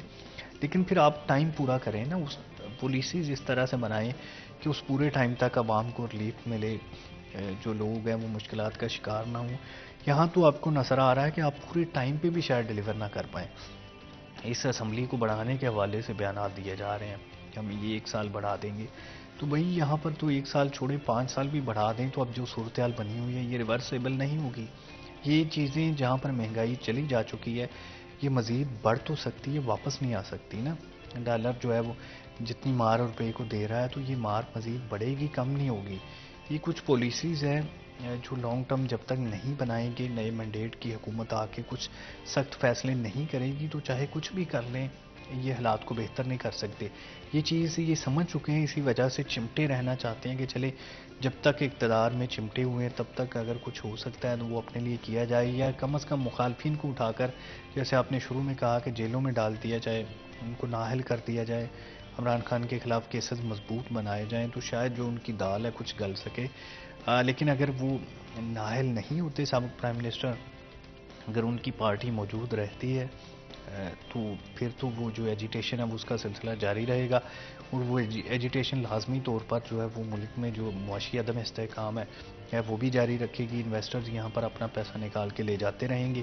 ایکسپورٹ کا جو ستیہ ناش ہو چکا ہے وہ اسی طرح سے ہوتا رہے گا. جو دیکھیں 7 ملین کی بات کی جاتی ہے کہ 7 ملین لوگ بے روزگار ہو گئے ہیں اب تک ٹیکسٹائل کے شعبے سے، تو یہ ٹیکسٹائل کا شعبہ تو اب ویسے ہی 50% تک رننگ دے رہا ہے. 1-2 مہینوں میں 3 مہینوں میں حالات مزید بہتر نہیں ہوئے، بجٹ میں نئے ٹیکسز لگا دیے جائیں تو وہ 50% اور بند ہو گئے تو 7 ملین لوگ اور بے روزگار ہو جائیں گے. اب ان کو روزگار کہاں سے دینا ہے، ان کو پیسے کہاں سے دینے ہیں، امن و امان کی صورتحال قابو کیسے رکھنی ہے، تو یہ تو بہت بڑا ان کے لیے چیلنج ہوگا جس پر قابو پانا ان کے لیے تو بالکل بھی ممکن نہیں ہو سکتا. عبد الرحمان، کچھ پی ٹی آئی کے ورکرز کی طرف سے نعرے بازی بھی کی گئی، اس پر ضرور بات کیجیے گا، کیا ہوا اور کیا سلسلہ تھا؟ دیکھیے یہ سیٹرڈے کو جب فیض اللہ کا موقع خیال کا اثر ہو شیخ خرم شہزاد پریس کانفرنس کر رہے تھے تو وہاں پر موید اسلم، اس کے علاوہ جو ہے وہ عاصم علی نقوی سمیت دیگر لوگ آ گئے اور انہوں نے نعرے بازی کی کہ ان کی جو ریلیز انہوں نے نکالی ہیں بہت بڑی بڑی ریلیز تھیں، اس کو اس طرح سے پروموٹ نہیں کیا گیا، پارٹی قیادت کے سامنے پیش نہیں کیا گیا. وہ بھی ٹکٹ ہولڈرز بننا چاہتے ہیں، وہ بھی پارٹی کا ٹکٹ لے کر الیکشن لڑنا چاہتے ہیں، لیکن جو پرانے ٹکٹ ہولڈرز ہیں جو ناکام ہو گئے ہیں، جو پبلک میں اس طرح سے اپنا اثر و رسوخ نہیں رکھتے، ان کو نکالنا چاہیے، ویلیویشن دوبارہ سے حلقوں کی ہونی چاہیے. تو اس بنا پر انہوں نے پریس کانفرنس پہلے کرتے ہوئے لوگوں کو اٹھا کے اپنی باتیں کی اور بتایا. اسپیشلی یہ خیال احمد کاسرو جو سابق صوبائی وزیر رہے ہیں ان کے خلاف پریس کانفرنس تھی جس میں انہوں نے کہا کہ خیال کاسرو اپنے حلقے میں انتہائی ان پاپولر ہو چکے ہیں، الیکشن نہیں جیت سکتے. ان کے جو مخالف ہیں جو موید اسلم ہیں تو وہ ان کا موقف ہے کہ دوبارہ سے نئے سرے سے ویلیویشن کی جائے، سروے کیا جائے، تو اس سروے پر جو ٹاپ پہ ہو اسے ٹکٹ دیا جائے. محض اس بنا پر خیال کاسرو کو ٹکٹ نہ دیا جائے کہ وہ ماضی میں MP اور صوبائی وزیر رہ چکے ہیں، کیونکہ وہ جو پریس کانفرنس کرنے والے احتجاجی لوگوں کے بقول کہ اب وہ بالکل ان پاپولر ہو چکے ہیں، اگر انہیں ٹکٹ دیا گیا تو وہ غلام آباد سے الیکشن ہار جائیں گے. اسی طرح سے دیگر کچھ بھی حلقوں سے لوگ سامنے آ رہے ہیں. پھر جو امپورٹڈ امیدوار ہے شہباز گل فیصل آباد میں آنے چاہتے ہیں، ان کے خلاف نعرے لگائے گئے کہ امپورٹڈ امیدوار نامنظور، کیونکہ وہ سمجھتے ہیں کہ جن لوگوں نے فیصل آباد میں محنت کی ہے انہی میں سے کسی کو ٹکٹ دیا جائے. اور کچھ ایسے انویسٹرز یا پارٹی کے چھاپا مار امیدوار جو پیسہ لگا کر سامنے آ جاتے ہیں یا اپنے نام پر سامنے آ جاتے ہیں ان کی حوصلہ شکنی کی جائے اور باہر سے آنے والوں کو یہاں پر پروموٹ نہ کیا جائے، ٹکٹ نہ دیا جائے، وہ الیکشن ہار جائیں گے. اور جو وہاں پر ورکرز محنت کر رہے ہیں وہ بددل ہوں گے، اور جو لوگ محنت کر رہے ہیں صرف انہی کو ٹکٹ دیا جائے. اس بنا پر پریس کانفرنس انہوں نے اپنی بھی کی اور اس میں جو ہے وہ ان کو ایک طرح سے سبوتاج بھی کیا ان کی جو پریس کانفرنس ہو رہی تھی، تاکہ جو ان کی آواز ہے وہ میڈیا کے ذریعے ہائی لائٹ ہو، قیادت تک پہنچ سکے کہ یہاں پر ان لوگوں کے خلاف لوگوں میں جو مقامی لوگ ہیں ان میں غم و غصہ پایا جاتا ہے اور اس کی بنا پر جو ہے وہ دوبارہ سے نئے فیصلے کیے جائیں. اینڈ اپنے ڈسکشن کو اگر ہم ریپ کرنے کی کوشش کریں گیس ڈفرینٹ حقائق آپ کے سامنے آئی ہوپ ہم لا سکیں. And at the end of the day ہم اپنے ملک کی پروگرس چاہتے ہیں، ہم سب چاہتے ہیں عوام کے لیے آسانیاں ہوں، اینڈ یہی دعا ہوگی، یہی امید ہوگی کہ آنے والے وقت میں چیزیں بہتر ہوتی ہیں. نظر آپ کو بہت بہت شکریہ عبد الرحمان آج ہمارے لیے ہمارے شو کے لیے وقت نکالنے کے لیے. یہاں پر ایک بریک لیتے ہیں، کہیں مت جائے گا ہمارے ساتھ رہیے.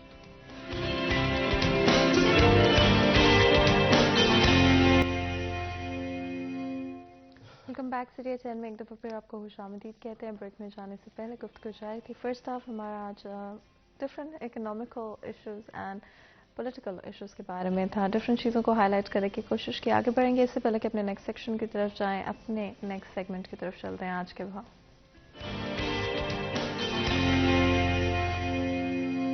محمد بلال ڈوگر ہمارے ساتھ موجود ہوں گے، جانیں گے ریٹس کے حوالے سے. جی بلال. آج بالکل مال کمیٹی فیصل آباد کی جانب سے آج بروز سوموار کی ریٹ لسٹ جو ہے وہ جاری کر دی گئی ہے۔ فارمی میں بڑی کمی واقع ہوتی دکھائی دے رہی ہے۔ 21 روپے فی درجن سستے ہوئے ہیں، 301 روپے سے 280 روپے درجن پہ آ گئے ہیں۔ سبزیوں میں اتار چڑھاؤ ہے، جبکہ پھل آج تیزی پکڑتے دکھائی دے رہے ہیں۔ آلو کا چھلکا 2 روپے مہنگا ہوا ہے، 33 سے 35 کا۔ پیاز 2 روپے مہنگا ہوا ہے، 233 سے 225 25 کا ہو گیا ہے۔ ادرک تھائی لینڈ 5 روپے سستا ہوا ہے، 470 سے 465 کا۔ پھول گوبھی 5 روپے سستی ہوئی ہے، 32 سے 27 روپے کی ہو گئی ہے۔ کریلا 10 روپے مہنگا ہوا ہے، 210 سے 220 کا۔ مٹر سبز 500 روپے مہنگے ہوئے ہیں، 120 سے 125 روپے کلو۔ شملہ مرچ 10 روپے مہنگی ہوئی ہے، 115 سے 125۔ مونگرے 20 روپے سستے ہوئے ہیں، 145 سے 125۔ سیب کالا کلو 5 روپے مہنگا ہوا ہے، 260 سے 265۔ سیب سفید 190 پہ ہے، امرود 75 پہ ہے، کیلا 165 روپے درجن پہ ہے۔ انگور ٹافی 310 پہ ہے، انار گنداری 380 پہ ہے، انار بدانا 530 پہ برقرار ہے۔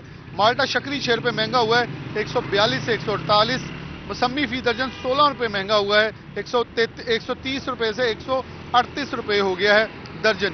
کنو اسپیشل 20 روپے مہنگا، 300 سے 320 روپے درجن کے اوپر فروخت ہوگا۔ آج فلکچویشن ہے، لیکن آج ہفتے کے آغاز کے اندر ہی سستا پروٹین میں جہاں برائلر مرغی نے اونچی چھلانگ لگائی ہے، انڈے سستے ہیں، جبکہ اوورآل دیکھیں تو مہنگائی کی شرح دوبارہ سے ہفتے کے آغاز کے اندر اوپر سے اتار چڑھاؤ کے بغیر اوپر جاتی دکھائی دے رہی ہے، اور دوبارہ سے عوام کے اوپر لگتا ہے اس ہفتے میں مزید بوجھ پڑنے والا ہے۔ جی بہت بہت شکریہ بلال، اس اپڈیٹ کے لیے۔ آپ لوگوں نے سنا مارکیٹ میں ریٹس کی کیا صورتحال ہیں، اینڈ اگر آپ خریداری کرنے جا رہے ہیں تو میک شور کریں کہ صرف ان جگہوں سے خریداری کریں جہاں پر ریٹ لسٹ موجود ہے۔ انفلیشن کی صورتحال، مہنگائی کی صورتحال بہت ہی مشکل ہے اس وقت، تو کوشش کریں کہ اگر آپ کسی اور کے لیے گروسری خرید کر ان کو دے سکتے ہیں، یا آپ ان کے گھر کی جو بھی ضروریات ہیں on a weekly basis, on a monthly basis, اگر آپ کسی کے لیے تھوڑا بہت بھی کر سکتے ہیں اپنے وسائل میں رہتے ہوئے، جو بھی آپ کی کیپیسٹی ہے آپ اتنے میں رہتے ہوئے اگر کسی اور شخص کی مدد کر سکتے ہیں تو ضرور کریں، چاہے کوئی چھوٹا سا اماؤنٹ ہی کیوں نہ ہو، چھوٹی سی ایک کوئی چیز ہی کیوں نہ ہو ضرورت کی،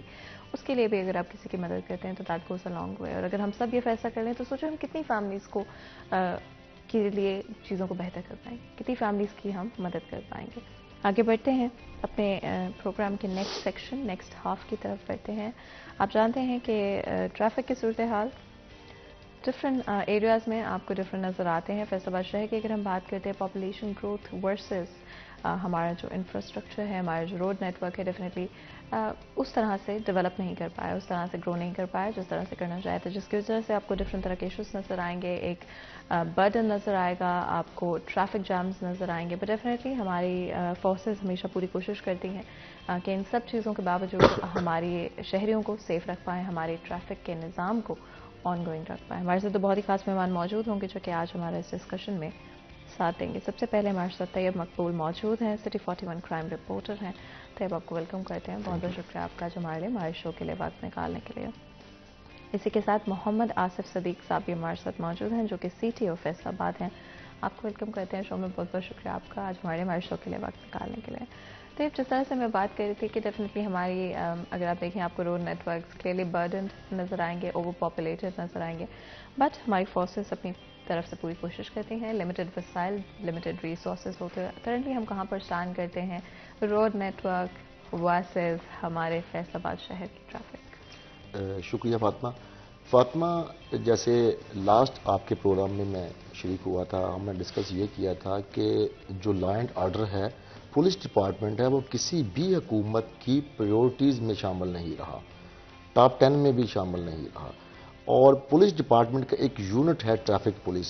میں سمجھتا ہوں پولیس کو اگر تھوڑے بہت وسائل دے جاتے ہیں، ٹریفک پولیس کو تو بالکل میں لٹرلی اب دیکھیں ستیلی ماں جیسا ہی سلوک کیا جاتا ہے۔ جس وقت 2006-07 میں وارڈنز پولیس بنائی گئی تھی، ہمارے فیصل آباد میں 1000 سے زائد وارڈنز اس وقت ریکروٹ ہوئے تھے، اور ان کی منیمم جو کوالیفیکیشن تھی وہ گریجویشن رکھی گئی تھی۔ یہاں پر یہ واحد فورس ہے جہاں PhD وارڈنز بھی موجود ہیں، M.Phil بہت زیادہ ہیں، ڈبل ماسٹرز کیا ہوا، LLB کیا ہوا، بہت سارے موجود ہیں۔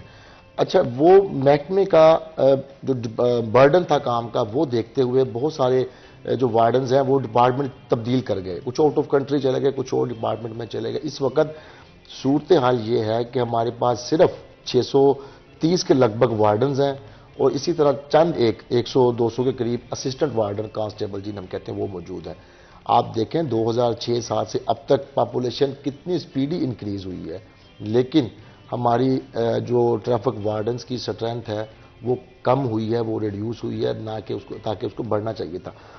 صورتحال یہ ہے کہ آبادی بڑھ گئی، ہم نے ٹریفک کو پلان نہیں کیا، حکومت نے ٹریفک کو پلان نہیں کیا، وارڈنز کی سٹرینتھ ہمیں نہیں دی گئی، اس حساب سے روڈز جو نہیں کنسٹرکٹ کیے گئے، جس حساب سے آبادی کو ٹریفک کا لوڈ ان روڈز پر پڑنا تھا۔ میں سمجھتا ہوں اس کے باوجود ہماری جو ٹریفک پولیس ہے بالکل لمیٹڈ ریسورسز میں، لمیٹڈ سٹرینتھ میں پھر بھی کوشش کر رہی ہے کہ لوگوں کو سموتھ ٹریفک ملے۔ لیکن یہاں میں یہ بات ضرور کہنا چاہوں گا، ہماری جو پبلک ہے وہ بالکل کوآپریٹ نہیں کرتی، ہم وائلیشن کرنا اپنا فرض سمجھتے ہیں، ہیلمٹ کے بغیر موٹر سائیکل چلانا ہم اپنا فرض سمجھتے ہیں۔ اگر ہمیں ہیلمٹ نہ پہننے پر جرمانہ کیا جا رہا ہے وہ ہمارے فائدے کے لیے ہے کہ خدا نخواستہ موٹر سائیکل پر آپ کا ایکسیڈنٹ ہوتا ہے اور ہیلمٹ موجود نہیں تو آپ ایکسپائر بھی ہو سکتے ہیں خدا نخواستہ۔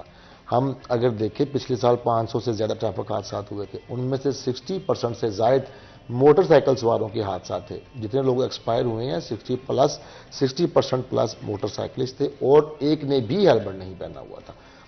پبلک بھی تعاون کرے، حکومت کو، ٹریفک پولیس کو، دیکھیں آپ جب لوگوں کا ٹائم بچائیں گے، سموتھ ٹریفک ہوگی، پارکنگ ایریاز موجود ہوں گے، یہ الٹیمیٹلی اکنامیکلی آپ کو فائدہ ہی دے گا۔ اینڈ اگر آپ اس پہ کامنٹ کرنا چاہیں، سب سے میجر کون سے ایشوز لگتے ہیں عوام ساتھ دیتی ہے، سپورٹ کرتی ہے آپ لوگوں کا؟ جی بہت شکریہ۔ یہ سارا معاملہ ہی عوام کے لیے، ہم روڈ سیفٹی پر کام کرتے ہیں تو امپورٹنٹ کیا ہے، انسان، سڑک اور گاڑی۔ تو انسان کے لیے سڑک اور گاڑی بنی ہے اور اس کو سیکھنا چاہیے کہ میں اس پر چلوں کیسے۔ اس کے لیے ہم اس کو ہیلپ آؤٹ کر رہے ہیں۔ ہمارا ایجوکیشن یونٹ ہے، وہ ہر اسکول ایجوکیشنز میں، انسٹیٹیوشنز میں جا کے ان کو بتا رہا ہے، اداروں میں جا کے بتا رہا ہے، روڈ سائڈ پر انہیں بتا رہا ہے، اور پھر ہماری ویب سائٹ ہے، وہاں سے بھی انہیں انفارمیشن مل رہی ہے۔ صرف سیریس ہونے کی ضرورت ہے، اپنے بارے میں سوچنے کی ضرورت ہے، اپنے رائٹس، دوسروں کے حقوق کو جاننے کی ضرورت ہے، روڈ پر چلنا سیکھنے کی ضرورت ہے۔ روڈ انفراسٹرکچر بہتر ہو، black top of the road بہتر ہو، اور اس پر روڈ فرنیچر پورا ہو، اس فرنیچر کو دیکھتے ہوئے آپ نے گاڑی اپنی لین میں چلنا ہے، اپنے باری کا انتظار کرنا ہے۔ پیشنس بہت ضروری ہے۔ تو یہ اٹس آل اباؤٹ، یہ ایک پیشنس ہونا چاہیے بندے کو دوسروں کے حقوق کا خیال رکھنا چاہیے اور سیکھنا چاہیے کہ میں نے کرنا کیسے۔ سکھلائی کے بغیر تو کوئی عمل جو ہے وہ قابل قبول نہیں ہوتا، نہ ہی سکسیسفل ہوتا ہے۔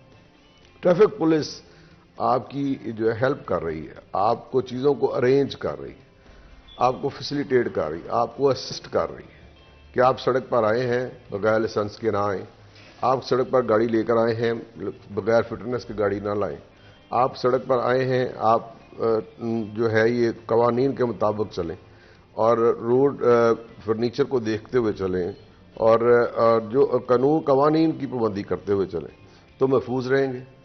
ابھی موٹر سائیکلسٹ جو ہے، جس طرح طیب صاحب نے فرمایا کہ ہیلمٹ کے بغیر تو تصور ہی نہیں ہونا چاہیے، کیونکہ جتنے بھی حادثات ہوئے ہیں اور جتنی بھی فیٹل ایکسیڈنٹس ہوئے ہیں وہ سارے ہیڈ انجری کی وجہ سے فوت ہوئے ہیں۔ تو جہاں آپ کا اپنا انٹرسٹ ہو وہاں آپ کو ڈیفینیٹلی آپ کو کنسرن ہونا چاہیے۔ اسی طرح سیٹ بیلٹ کا ایک ہے کہ جیسے آپ بیٹھے ساتھ ہی سیٹ بیلٹ لگا لیں، کیونکہ حادثے کی صورت میں، جرک کی صورت میں آپ کی نیک جو ہے وہ ٹوٹ سکتی ہے۔ تو آپ جس طرح کے قوانین کو آپ سیکھ کر چلتے رہیں گے، ہمارا ساتھ دیں گے، ہم سے سیکھیں گے۔ ہم آپ کو ڈرائیونگ سکول کی سہولت بھی دے رہے ہیں۔ ہمارا ڈرائیونگ سکول جو ہے پیپلز کالونی میں رن ہو رہا ہے، اس کو ہم نے ری انویٹ کر کے دوبارہ ری اسمبل کیا ہے، ری آرگنائز کیا ہے، اور 3000 کے اس 2 ہفتے میں ہم آپ کو ٹریننگ دے رہے ہیں۔ تو آپ سیکھنے والے بنیں، آپ ٹھیک چلنے والے بنیں، ہم آپ کو اسسٹ کرنے کے لیے سڑکوں پر تیار ہیں۔ اچھا طیب، اس پر correct me if I am wrong, لیکن کہیں نہ کہیں ہمارے سسٹم میں فلاز موجود ہیں۔ ڈیفینیٹ کسی بھی سسٹم میں فلاز ہوتے ہیں، آپ اوور ٹائم ان کو امپروو کرتے ہیں، کوئی بھی چیز پرفیکٹ نہیں ہوتی۔ دنیا کے آپ ڈیولپڈ کنٹریز میں بھی دیکھ لیں تو وہاں کے سسٹمز بھی شروع اس طرح نہیں ہوئے تھے، آہستہ آہستہ آپ سیکھتے ہیں، آپ دیکھتے ہیں کہاں پر روم فار امپروومنٹ ہے، کہاں پر آپ چیزوں کو بہتر کر سکتے ہیں۔ तो ये आज का अगर हम देखते हैं हमारा जिस तरह से भी हम लॉ को इम्प्लीमेंट करते हैं, हमारे मोस्ट ड्राइवर्स को जिस तरह लेन्स की बात की नॉलेज नहीं होगी, तो डेफिनेटली कहीं ना कहीं वहाँ पर हम उनको वो सिखा नहीं पा रहे वक्त पे। आप अंडर एज अगर ड्राइविंग की बात करते हैं तो आपको मोटर बाइक्स पे ज़्यादा, रिक्शाज पर भी आपको ज़्यादा नज़र आते हैं, एंड विद कार्स भी आपको डेफिनेटली वो चीज़ नज़र आएगी। एंड अंडर एज ड्राइवर से एक सर्टन एज से पहले देयर इज़ अ रीज़न कि वो लॉ बनाया जाता है, क्योंकि आप मेंटली उस पॉइंट पे मैच्योर नहीं होते कि आप लाइफ एंड डेथ डिसीजंस वहाँ अब एक ड्राइविंग सीट पे, and that is what it is कि आप लाइफ एंड डेथ डिसीजंस ले रहे हैं अपने लिए भी और दूसरों के लिए भी। तो डेफिनेटली वहाँ पर भी कहीं ना कहीं फ्लॉज मौजूद हैं। आपका क्या ओपिनियन है, कहाँ पर हमारे सिस्टम में फ्लॉज हैं जिसकी वजह से ड्राइवर्स जो कि प्रॉपरली ट्रेंड नहीं है वो रोड्स पर आ चुके होते हैं, पहुँच जाते हैं? फातिमा, देखिए जिस तरह आपने खुद कहा कि डेवलप कंट्रीज में भी आज भी फ्लॉज मौजूद हैं जिनको बिल्कुल खत्म मौजूद। करने के लिए, उसमें इम्प्रूवमेंट के लिए मुसलसल कोशिश ये की एक ऐसा अमल है जो कंटिन्यू है, फॉर एवर Continue। रहेगा। लेकिन मैं समझता हूँ कि हमारी बतौर सिटीजन कुछ रिस्पॉन्सिबिलिटीज़ हैं। मेरा अगर भाई बच्चा अंडर एज है, मैं उसको बाइक नहीं दूँ। मेरा बच्चा भाई अगर बाइक पे बाइक जा रहा है तो मैं उसको इंसिस्ट करूं कि भाई आप हेलमेट हेलमेट के पहनो। बगैर नहीं चलाएंगे। दूसरी बात, मोस्टली कंपनीज ऐसी हैं जिनके ड्राइवर्स बिल्कुल आप ये समझ इलिटरेट हैं, उनको नहीं पता, उनको इतना पता है कि अब से मेन रोड पर हमने ट्रक लेके चले जाना है, बस लाइन का नहीं पता, लेन का नहीं पता, सिग्नल्स रोड पे लगे हैं उसका मतलब क्या है, कहां पर स्पीड लिमिट्स इतनी रखनी है, कहां पर आगे स्कूल है, यहां से आपने केयरफुल होकर गुजरना है, इन चीजों का नहीं पता। अच्छा, अब होता क्या है, अब पिछले दिनों सीटी साहब ने एक कैंपेन शुरू की, रिक्शाज जो हैं उनको लिमिटेड किया, अंडर एज के खिलाफ कार्रवाई शुरू की और वन वे के खिलाफ कार्रवाई शुरू की। यहां प्रोटेस्ट भी हुए। हमने अपने आप को ठीक करने की बजाय ट्रैफिक पुलिस के खिलाफ प्रोटेस्ट किए कि हमारे खिलाफ कार्रवाई क्यों हो रही है। हमें ये चीजें सीखने की जरूरत है। मैं समझता हूं कि प्राइमरी लेवल से आप स्कूल के बच्चों को ये पढ़ाएं कि ट्रैफिक का जो सिस्टम है, उसके जो कवानीन हैं, जो लाज हैं, वो हमारी सेफ्टी के लिए हैं। जब आप रोड पे को वायलेशन करेंगे, ना सिर्फ खुद अपनी बल्कि अगलों की भी जान को खतरे में डालेंगे। आपकी एक गलती से वो एक्सीडेंट फैटल हो सकता है, उसमें कई लोगों की जानें भी जा सकती हैं। अभी ये देखें, डिचकोट से के करीब समूंदी डिचकोट के दरमियान एक रोड है, वहां पे हादसा हुआ था, 3 गाड़ियां टकराई थी, उनमें 5 लोग मौका पर एक्सपायर हुए थे। हालांकि वो एक विलेज का रोड था, वहां पे वो जरूरत भी नहीं थी इतनी स्पीड में चलाने की, सारा कुछ वो देखे वायलेशन की, 5 लोग एक्सपायर हुए, जख्मी भी हुए।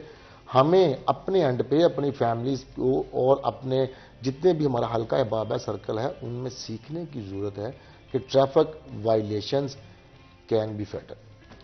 एंड आपका क्या ओपिनियन है, क्यों आवाम तक ये मैसेज अभी तक नहीं पहुंच पाया और आवाम रिस्पॉन्सिबिलिटी एंड अकाउंटेबिलिटी क्यों नहीं ले पाती अपने एक्शंस के लिए, जो भी ड्राइविंग बिहेवियर्स मिस्टेक्स वो करते हैं? हमारा जो है ना कल्चर इस तरह का डेवलप, हमने फैमिलीज कल्चर और हमारा जो वो इस तरह डेवलप हो चुकी है, हमारी आदत बन चुकी है कि हम सीखना ही नहीं चाहते। जिस तरह तैयब साहब ने कहा है कि चैरिटी बिगन्स एट होम, आपने घर से, जब आपका घर का डिसिप्लिन जो है वो ठीक होगा, आपने कायदो ज़वाबित बनाए होंगे, तो आपका रिफ्लेक्ट करेगा सोसाइटी में आके। जैसे ही आप अपने अब आप देख रहे हैं कि एक मोटरसाइकिल है, 2 बंदों की सवारी है, उसमें एक बच्चा चला रहा है, वालदा बैठी हुई है, उसका छोटा, उसने बच्चा भी उठाया हुआ है, उसका बड़ा बच्चा पीछे बैठा हुआ, तो पूरी फैमिली एक मोटरसाइकिल पर ट्रैवल कर रही है। तो अब उनको बताने वाला कौन है? वो तो खुद ही एक अपने घर पूरा कुंबा ही लेके मोटरसाइकिल पर बैठ के। तो अवेयरनेस हम इस चीज़ की दे रहे हैं कि ये आपके लिए खतरा है, आप क्यों अपने आप को झोंक रहे हैं इसमें? आप खुद सीखना, आप देखें ना, कानून से नावाकिफियत कोई उज़र नहीं है, तो इंटरेस्ट होना चाहिए बंदे का, वो उसको खुद सीखना चाहिए। अब हमने एक जो सिस्टम चलाया है मास्टर ट्रेनर्स, हम टीचर्स को ट्रेनिंग देने के लिए हमने एक प्रोग्राम शुरू किया है। इनिशियली हमने बैच जो है वो 6 हफ्तों में हमने एक बैच ट्रेन किया है 150 टीचर्स का। वो आगे नेक्स्ट अब दोबारा जो है, अब ये सेंसस है, जैसे ये सेंसस से फारग होंगे तो फिर दोबारा नेक्स्ट बैच आएगा। हम चाह रहे हैं कि स्कूल्स में मास्टर ट्रेनर्स को ट्रेन करें और वो बच्चों को ट्रेन करें। اور جب وہ بچوں کو ٹرین کریں گے تو پھر وہ اس میں ان کی بات سنیں گے. اس کے ساتھ ساتھ ہم نے ایک تھیوری بک ڈیولپ کی ہے کہ ان کو پڑھایا کیا جائے, ان کے لیے کچھ مٹیریل اویلیبل ہونا چاہیے. تو ہم نے وہ تھیوری بک بنا کے تو اب ہم وہ ان کو شیئر کرنے جا رہے ہیں کہ آپ بچوں کو کم سے کم ہفتے میں ایک دفعہ ایک پیریڈ ایسا رکھیں جس میں ٹریفک اویئرنیس پر لیکچر دیں, نہیں تو وائوا کے 5 نمبر رکھیں تاکہ ان کا انٹرسٹ ڈیولپ ہو اور وہ چیزوں کو سیکھنا شروع کریں. اور چیزوں کو سیکھیں گے تو پریکٹیکل کریں گے باہر آ کے. اور یہ چلان برائے چلان بھی کوئی حل نہیں ہوتا. ہم ان کو سڑکوں پر ابھی ہمارا پلان ہے کہ ہم ایک جو روز کی ایکٹیویٹی ہے وہ اس کے ساتھ ساتھ ایک اسپیشل ٹریفک ویک بھی کرنے جا رہے ہیں, جس میں ہم ٹریفک ویک میں چلانے کم کریں گے اور زیادہ انٹریکٹ کریں گے لوگوں سے, اور انہیں بتائیں گے کہ آپ اس طرح چلا رہے تھے گاڑی, اس طرح یہ خطرہ ہو سکتی تھی آپ کے لیے اور دوسروں کے لیے. گاڑی کو کی فٹنس کا کیا سلسلہ کار ہے اور سڑکوں پر جو سائن بورڈز لگے ہیں ان کا کیا طریقہ کار ہے. ہم سب کو مل کر جوائنٹلی ایفرٹ کرنی پڑے گی اس کے لیے, اور ایجوکیشنل انسٹیٹیوشن اس میں پرائمری کردار ادا کریں گے, اور پیرنٹس جو ہیں وہ اپنے بچوں کو اس پر روکیں, ان کو کمپیل نہ کریں, ان کو کمپیل کریں کہ آپ نے یہ کام نہیں کرنا, ان کو بڑھائیں نہ, ان کو ہلاشری نہ دیں. تو یہ معاشرہ ٹھیک ہونا شروع ہو جائے گا. یہ عام فہم سے قوانین ہیں, ان میں کوئی مسئلہ فیصہ غرض نہیں ہے کہ یہ بہت مشکل کام ہے, صرف ہیبٹ ڈیولپ کرنے کی بات ہے. یعنی جو کلچرل نارم کریٹ ہو گیا یا ایک سوشل نارم کریٹ ہو گیا جہاں پہ ہم روڈ سیفٹی کا خیال نہیں کرتے, اپنی سیفٹی کا خیال نہیں کرتے, اینڈ الٹیمیٹلی دوسروں کی سیفٹی کا خیال نہیں کرتے. مزید گفتگو کریں گے لیکن اس سے پہلے ایک بریک لیتے ہیں. کہیں مت جائے گا, ہمارے ساتھ رہے گا.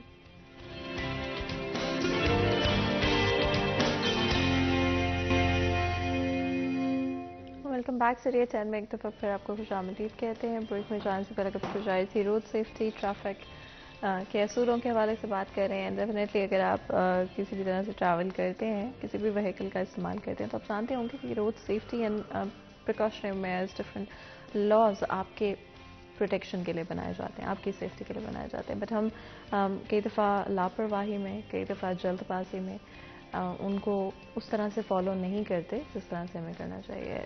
طیب, اگر ہم کچھ سٹیٹس کے بارے میں بات کریں تو ہیلمٹ کے بغیر ڈرائیو کرنے والوں کی تعداد جن کو چلان کیا گیا 16,800 کے قریب ہے.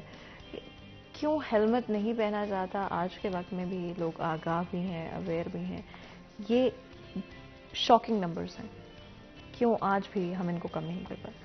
فاطمہ, یہاں میں ایڈیشن کروں کہ یہ جو اپنے نمبرز بتائے ہیں 16,842 یہ صرف ایک ماہ کے ہیں, اور یہ وہ ہیں جن کو آپ سمجھ لیں آزمائشی چلان کیا گیا ہے. یہ 100% وہ لوگ نہیں ہیں.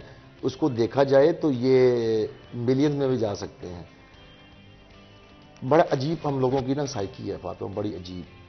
جس چیز پہ ہمیں انسسٹ کیا جائے کہ یہ آپ کریں, ہم شاید اس کے اپوزٹ کریں گے. ہم ضدی لوگ ہیں, ہمیں کوئی سائیکالوجیکل پرابلم ہے کہ ہمیں کیوں یہ کہا جا رہا ہے. حالانکہ اگر دیکھا جائے یہ ہمارے ہی سیفٹی کے لیے ہے, ہماری پروٹیکشن کے لیے ہے. کہ خدا نہ خواستہ آپ کا کہیں بھی ایکسیڈنٹ ہوتا ہے, جب آپ کا ہیلمٹ موجود ہے آپ 90% چانسز ہے کہ آپ سیف رہیں گے. جتنے بھی موٹر سائیکلسٹ ایکسپائر ہوتے ہیں ان کی ڈیتھ ہوتی ہے ایکسیڈنٹ میں سر پہ چوٹ لگنے کی وجہ سے ہوتی ہے, ٹانگ پہ چوٹ لگنے کی وجہ سے کوئی ایکسپائر نہیں ہوتا. اسی طرح فاطمہ دیکھیں, ون میں ہم لوگ 500 میٹر آگے سے گھوم کے آنا پسند نہیں کریں گے, ہم 500 میٹر پیچھے کو ون میں توڑ کے جانا پسند کریں گے. یہ کیا سائیکی ہے؟ اس پہ میں سمجھتا ہوں صرف اسکول نہیں, فیملی نہیں, ہمارے علماء کرام کو, سب کو, ہمارے یونیورسٹیز کو, ہائر اسٹڈیز کے جو ہمارے ایجوکیشن وہ ہیں ان کو, اور ہمارے تعلیمی انسٹیٹیوٹ جو ہیں ان کو یہ ضرورت ہے کہ بیسک اس کو لیں کہ ٹریفک وائلیشنز کتنی نقصان دہ ہو سکتی ہے. اس کو کمپلسری رکھا جائے. جس طرح ہماری آئی ڈی کارڈ زندگی میں ضروری ہے, اسی طرح یہ چیزوں پر امپلیمنٹیشن ضروری ہونا چاہیے. اور ہر ایک کو اپنے پہ پرسنلی مجھے امپلیمنٹ کرنا چاہیے کہ اگر میں نے بائک یا گاڑی ڈرائیو کرنی ہے میں نے وائلیشن نہیں کرنی. اچھا, جب میں فاطمہ ون میں توڑوں گا نا 200-300 میٹر کی, مجھے دیکھ کے 100 لوگ اور بھی توڑ لیں گے کہ یہ جا رہا ہے تو ہم بھی چلے جاتے ہیں. پھر ٹریفک سسٹم گڑبڑ ہوگا, ٹریفک بلاک بھی ہوگی, پھر خدا نخواستہ ٹریفک حادثہ بھی ہوگا. جب میں وائلیشن کر رہا ہوں, میں ون وے آ رہا ہوں, مجھے وارڈن نے وہیں پر روک لیا, ون وے آ رہا روک لیا, الٹیمیٹلی اس وقت تھوڑی دیر کے لیے وہ روڈ بلاک ہوگا ایک سائڈ سے. جب مجھے روکا, اس نے میرا چالان کر رہا ہے, مجھے سمجھا رہا ہے کہ آپ نے وائلیشن کی ہے, تو اگر وہی میں وہاں پہ آدھا گھنٹہ اس سے وارڈن سے بحث کروں گا, اس سے بہتر کہ میں 300 میٹر آگے سے گھوم کے ون وے کی خلاف ورزی نہ کروں, یو ٹرن لے کے آ جاؤں. ہمیں ایکچولی ایتھیکلی بھی ان چیزوں کو دیکھنا چاہیے کہ میری رسپانسبلٹی ہے being a citizen, being a Muslim, کہ ہم نے قوانین جو ریاست نے بنائے ہیں ان کو ماننا ہے, یہ بھی چھوڑ دیں. میری اس میں سیفٹی ہے, میں نے وہ کام کرنا چاہیے.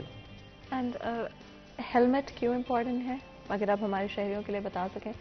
اینڈ جب آپ کس طرح سے اسٹریٹجائز کرتے ہیں کہ ان لوگوں کو روکا جاتا ہے, بیکاز آئی تھنک زیادہ پاپولیشن آپ کو بغیر ہیلمٹ کی نظر آئے گی, کس طرح سے ڈیسائیڈ کرتے ہیں اس کو روکیں گے, اس کو نہیں روکیں گے؟ جی بہت شکریہ. یہ ہیلمٹ اتنا ہی ضروری ہے جتنا کہ آپ کی خوراک, سانس, ہوا لینا. ہیلمٹ ڈیزائن کیا گیا ہے موٹر بائکرز کے لیے, موٹر سائیکلسٹ کے لیے, کہ یہ چلتے ہوئے موسمی اثرات سے بھی بچ سکیں اور حادثے کی صورت میں ہیڈ انجری سے بھی بچ سکیں. تو ہیلمٹ کا استعمال قانون میں بھی لکھا ہوا ہے کہ یہ ہیلمٹ نہ پہننا جرم ہے اور اس کی ایک سزا رکھی ہوئی ہے. لیکن میں سمجھتا ہوں کہ یہ اس کی سزا کم ہے. یہ جس نے ہیلمٹ نہیں پہنا ہوگا ہمیں سزائیں بڑھانی پڑیں گی. جس طرح کہ لاہور میں آپ نے دیکھا ہے کہ ایک آرڈر سے ہائی کورٹ نے بغیر لائسنس کے 2000 جرمانہ کر دیا, ہیلمٹ کے بغیر 2000 جرمانہ کر دیا. تو یہ ایک لاہور کی سطح پر یہ ہائی کورٹ کا حکم ہے. پورے پنجاب میں جرمانے بڑھانے کی ضرورت ہے. جہاں کہیں ڈیٹرنس ہوگی, جب آپ مان نہیں رہے, جب آپ سیکھ نہیں رہے, تو پھر ہمیں جرمانے بڑھانے پڑیں گے, سزا بڑھانی پڑے گی, سخت کرنی پڑے گی.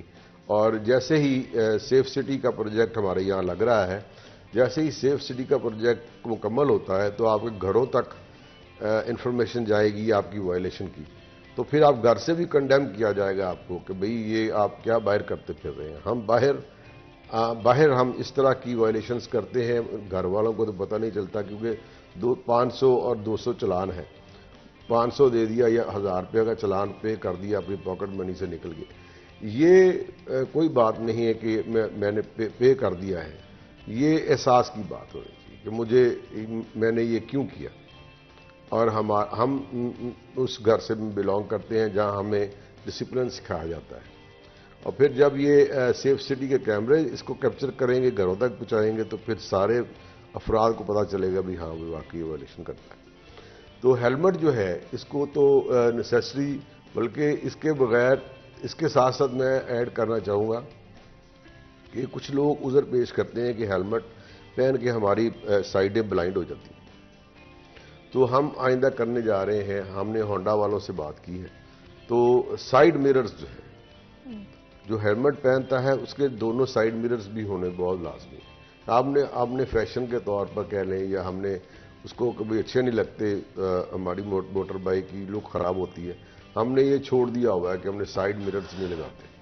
جب آپ ہیلمٹ پہنیں گے, واقعی ان کی بات ٹھیک ہے کہ ان کے رائٹ اور لیفٹ بلائنڈ ہوگا, ان کو پورا چہرہ موڑ کے دیکھنا پڑے گا, تو وہ سائیڈ میررز جو ہیں وہاں سے آپ ہیلپ لے کے تو رائٹ اور لیفٹ ہونے کے لیے آپ کو وہ جو مدد ملے گی. آئندہ آنے والے دنوں میں ہم ہیلمٹ کے ساتھ سائیڈ میررز بھی نیسیسری کر رہے ہیں. باقی وائلیشنز دیکھیں, جرم رک نہیں سکتا نا, کم ہو سکتا ہے. کم کس صورتوں میں ہوگا, جب ہم ان کو ایجوکیٹ کریں گے, جب ہم ان کے جرمانے بڑھائیں گے, جب عام عوام بھی لوگ جو ہے ناپسندیدگی کا اظہار کریں گے کہ یار یہ دیکھو یہ سٹاپ لائن کے آگے آگے کھڑا ہوا ہے, یا دیکھو یہ ون وے کرنے. جب آپ ایک دوسرے کو روکیں گے نا اور ناپسندیدگی کا اظہار کریں گے, اس کا بھی بڑا امپیکٹ ہوتا ہے. تو ہم تو ہماری تو جاب ہے, ہم نے تو یہ کام کرنا ہی ہے آپ کی سیفٹی کے لیے اور لا انفورسمنٹ کے لیے, امپلیمنٹیشن کے لیے ہم نے تو یہ کرنا ہے اور ہم کرتے رہیں گے.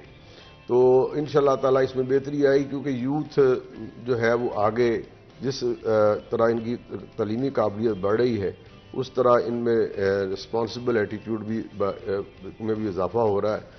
جیسے جیسے آگے چلیں گے, میرا خیال ہے, امید ہے کہ سیف سٹی کے پروجیکٹ سے بھی بڑا امپیکٹ ہوگا اور اس میں کمی آئے گی.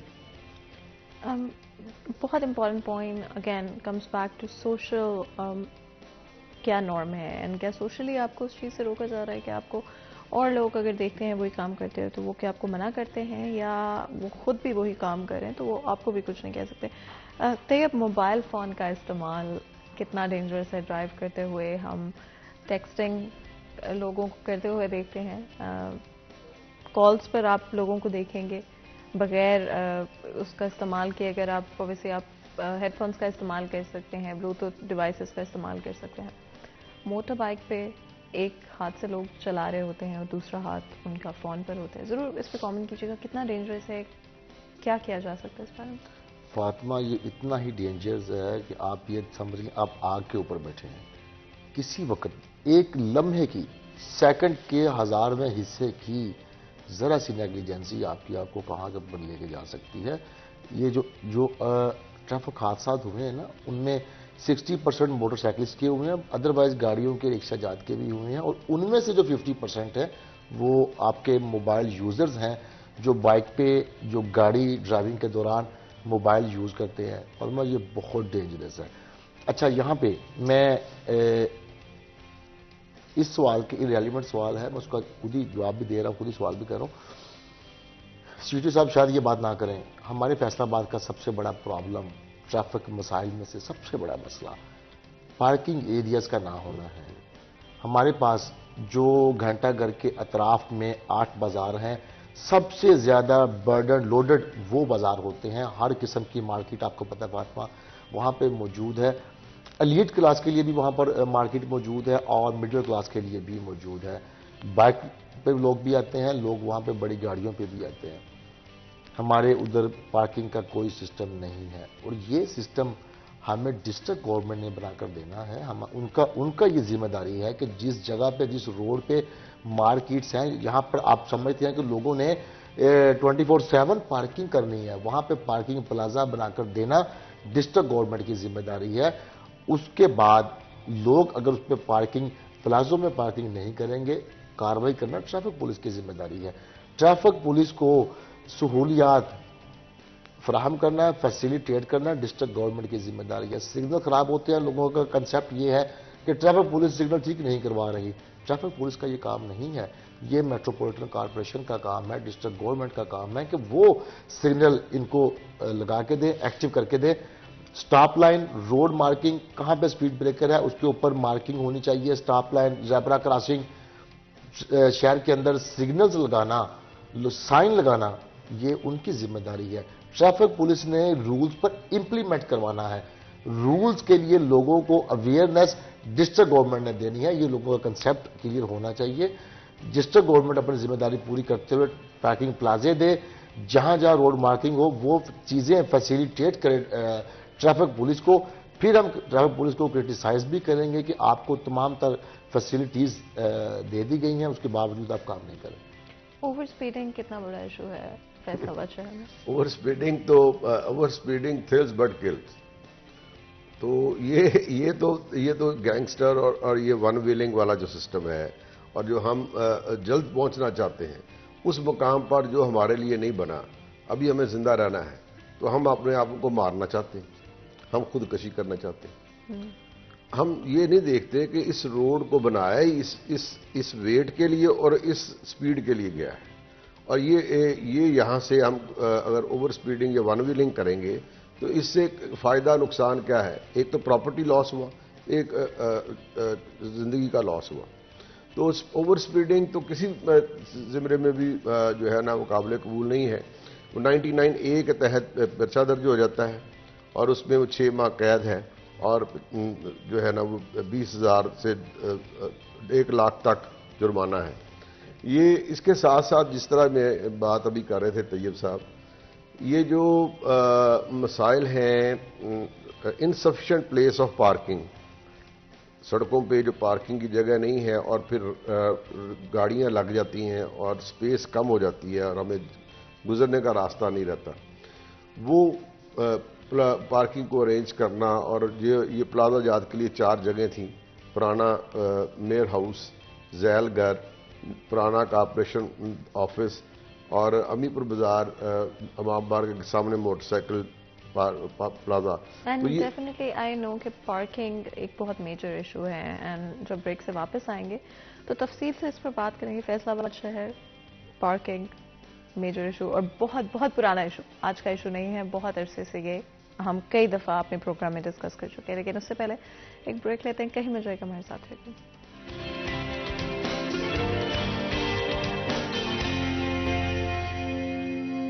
ویلکم بیک سٹی ایٹ 10 میں ایک دفعہ پھر آپ کو خوش آمدید کہتے ہیں. بریک میں جانے سے پہلے گفتگو جاری تھی، پارکنگ کے حوالے سے بات کرتے ہیں. ڈیفینیٹلی ایک بہت میجر ایشو ہے فیصل آباد شہر کی ٹریفک کے حوالے سے.